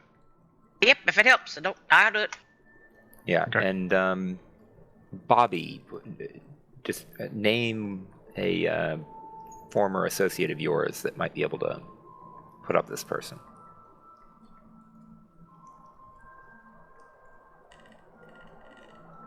That's going to be rough. Like a changeling that is Pull out pretty a good name about this. generator. Yeah, you can always use a name generator. I'm just too lazy.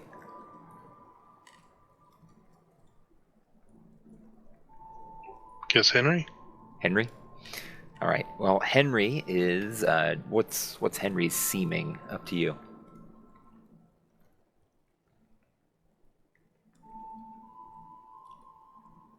Isn't.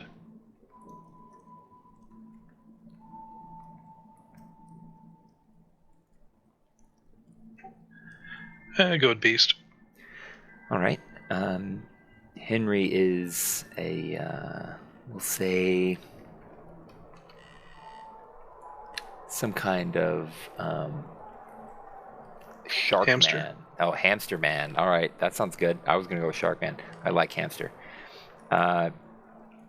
Henry's like a hamster guy. He tends to be high energy. He's a little hard to deal with, but he has infinite patience for other people because he knows other people have to have patience for him. So Henry, you can call, and even though it's quite a drive, he'll come down here, meet you at Enoch's, or is that how you pronounce it, Enoch? Yeah. Yeah. He'll meet you at Enoch's place. And be able to pick the guy up and board him for a few days as he tells him what's going on.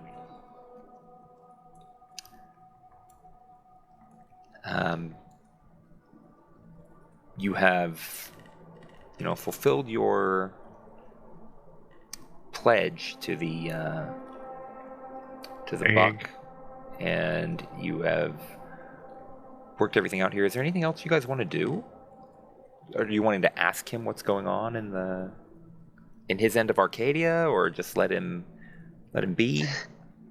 Maybe let's not traumatize him anymore right now. Sure. Yeah. I want to say right now he's not going to really remember anything, and he's probably extremely disoriented.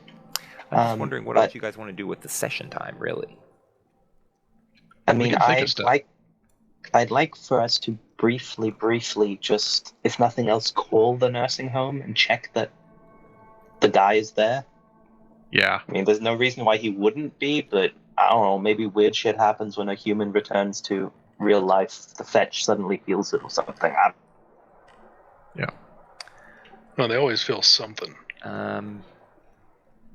Sure, if you call, then they will say, if this isn't an emergency, he's sleeping, and Oh, no, I'm sorry. I didn't think of the time. That's fine. My apologies, of course. I'll call another time. okay. I hope everything's all right. Thanks for No, calling. it's nothing to worry about. Sorry. Yeah, good night. Thank you for your help. Alright, so at least he's there, which is, good. What we could do is probably send Daniel a message in the morning to have him go visit his pop, and maybe not tell him what's going on, but just make sure that he's okay and that he's not all of a sudden aware of everything type of thing, and start to run off or some shit. So that way we can make sure that he's at least in that situation. Sure, Daniel will say, I thought that's a good idea too. I was thinking that myself. I'm sorry about Mr. Dunlap. He was a good mentor to me, and he and Daddy got along really well. And I guess I'm just expressing my condolences for the loss of our community. Well, I appreciate that, and hopefully we can all stay on good terms. Yeah, and I'm sorry about losing it on the other side there. It was something came over me. I don't know what it was. You had a lot riding on you, a lot of revelations at once. It's understandable. You did the right thing, and we're all good for it, so don't even worry about it. Just It's pretty traumatic all around. yeah, take care of your family, and watch out for yourself, and let us know if you need anything. All right, yeah, and y'all call me if you need something that I can provide. We definitely will. We don't know if this gentleman is going to be wanting to, renew some ties to you or not. That's between you two. We will try to make sure that he understands the situation and make sure he doesn't go after your pop. And make sure that we all keep it on the nice up and up, and that everything's as amicable as possible. Sure, and if he just wants caught up, I can do that. Sounds good. After he's well. Right. Appreciate it.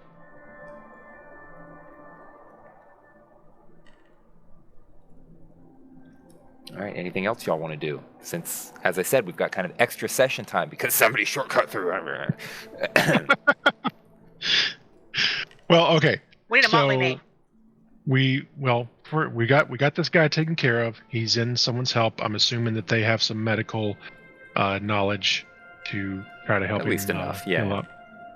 Okay, that will take some time.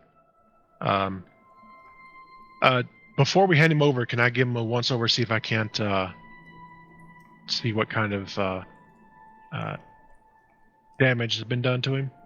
Sure, I would guess that's wits and medicine. Okay. Listen. Path.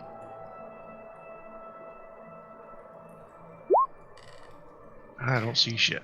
Yeah, I mean, he's got lacerations and burns and stuff. Nothing that looks too grievous, just mostly lethal damage, I would assume. Yeah, it's something where if he rests, he should recover. Okay. All right. So I just wanted to make sure it wasn't something that's, that could possibly kill him if he's not moved gently or some shit, even though I kind of just threw him on my shoulder and walked him here. Because I could help with that if necessary, so I just wanted to know. All right. I was expecting more of a Princess Carrie. No, not going to happen. All right, so he's taken care of. We'll check back in with him as the time allows, just to make sure that he knows what's going on and make sure that he's okay with his family and such. We can go talk to the Buck at another time and get him to agree to a court contract, but of course we probably want to decide what courts we're going to set up first. I will personally text was it Lacey? Lacey, yep. Yeah, and let her know that the issue should be resolved, and it'll take a little time for the hedge to grow back, but you shouldn't see any new burn-ins as of yet. And let her know to spread the word that it's been taken care of. Yeah, she'll say, wow, you guys work fast. And there's, did you say anything about there being another changeling involved, or just that it's taken care of? I will let her know that we were able to help a new brother come through this time around. Yep, she'll just say, once again, this is why you're the leader. Well, real quick, Chris, I thought it was possible you were going to put together a pitted team against us or something for the whole freehold building. Mm-hmm. Do we know anything about that yet, or is that to be determined? No, you just know that you guys have sent out kind of a missive saying that this is what you intend to do, and there may be other changelings that disagree with it, but you haven't heard from them yet. Okay. In my message to Lacey, then I'll ask her to keep an ear out, and also to spread the word that we're probably going to want to gather up and discuss the organization in order to, fill the hole that Walt's disappearance has left. All right, she'll text that she'll put some thought into it and spread the word. Appreciate it. All right, and then back to the group. We need to start thinking about. Personally, if we're going to be sticking together doing these things, which I think we should, we need to come up with some kind of call sign or something that we can use to identify us as a group. And then we also need to start thinking about a freehold place, a meeting place maybe. We could probably just use Walt's little place here to start off with, and then grow as needed. And also, if we're going to be putting a court together for the first time in 60 years, then we need to start thinking about how we're going to do that. So after this point, we spent a lot of time just talking about the Motley, about their hollow that they're going to kind of design, what kind of features they want for the hollow. We started talking about the courts that they want, and the top idea right now is a dawn, noon, dusk, midnight court system, which should be really neat and goes against the stereotypical seasonal courts just a little bit, but not so much that it's unfamiliar. They also call themselves Fly by Night.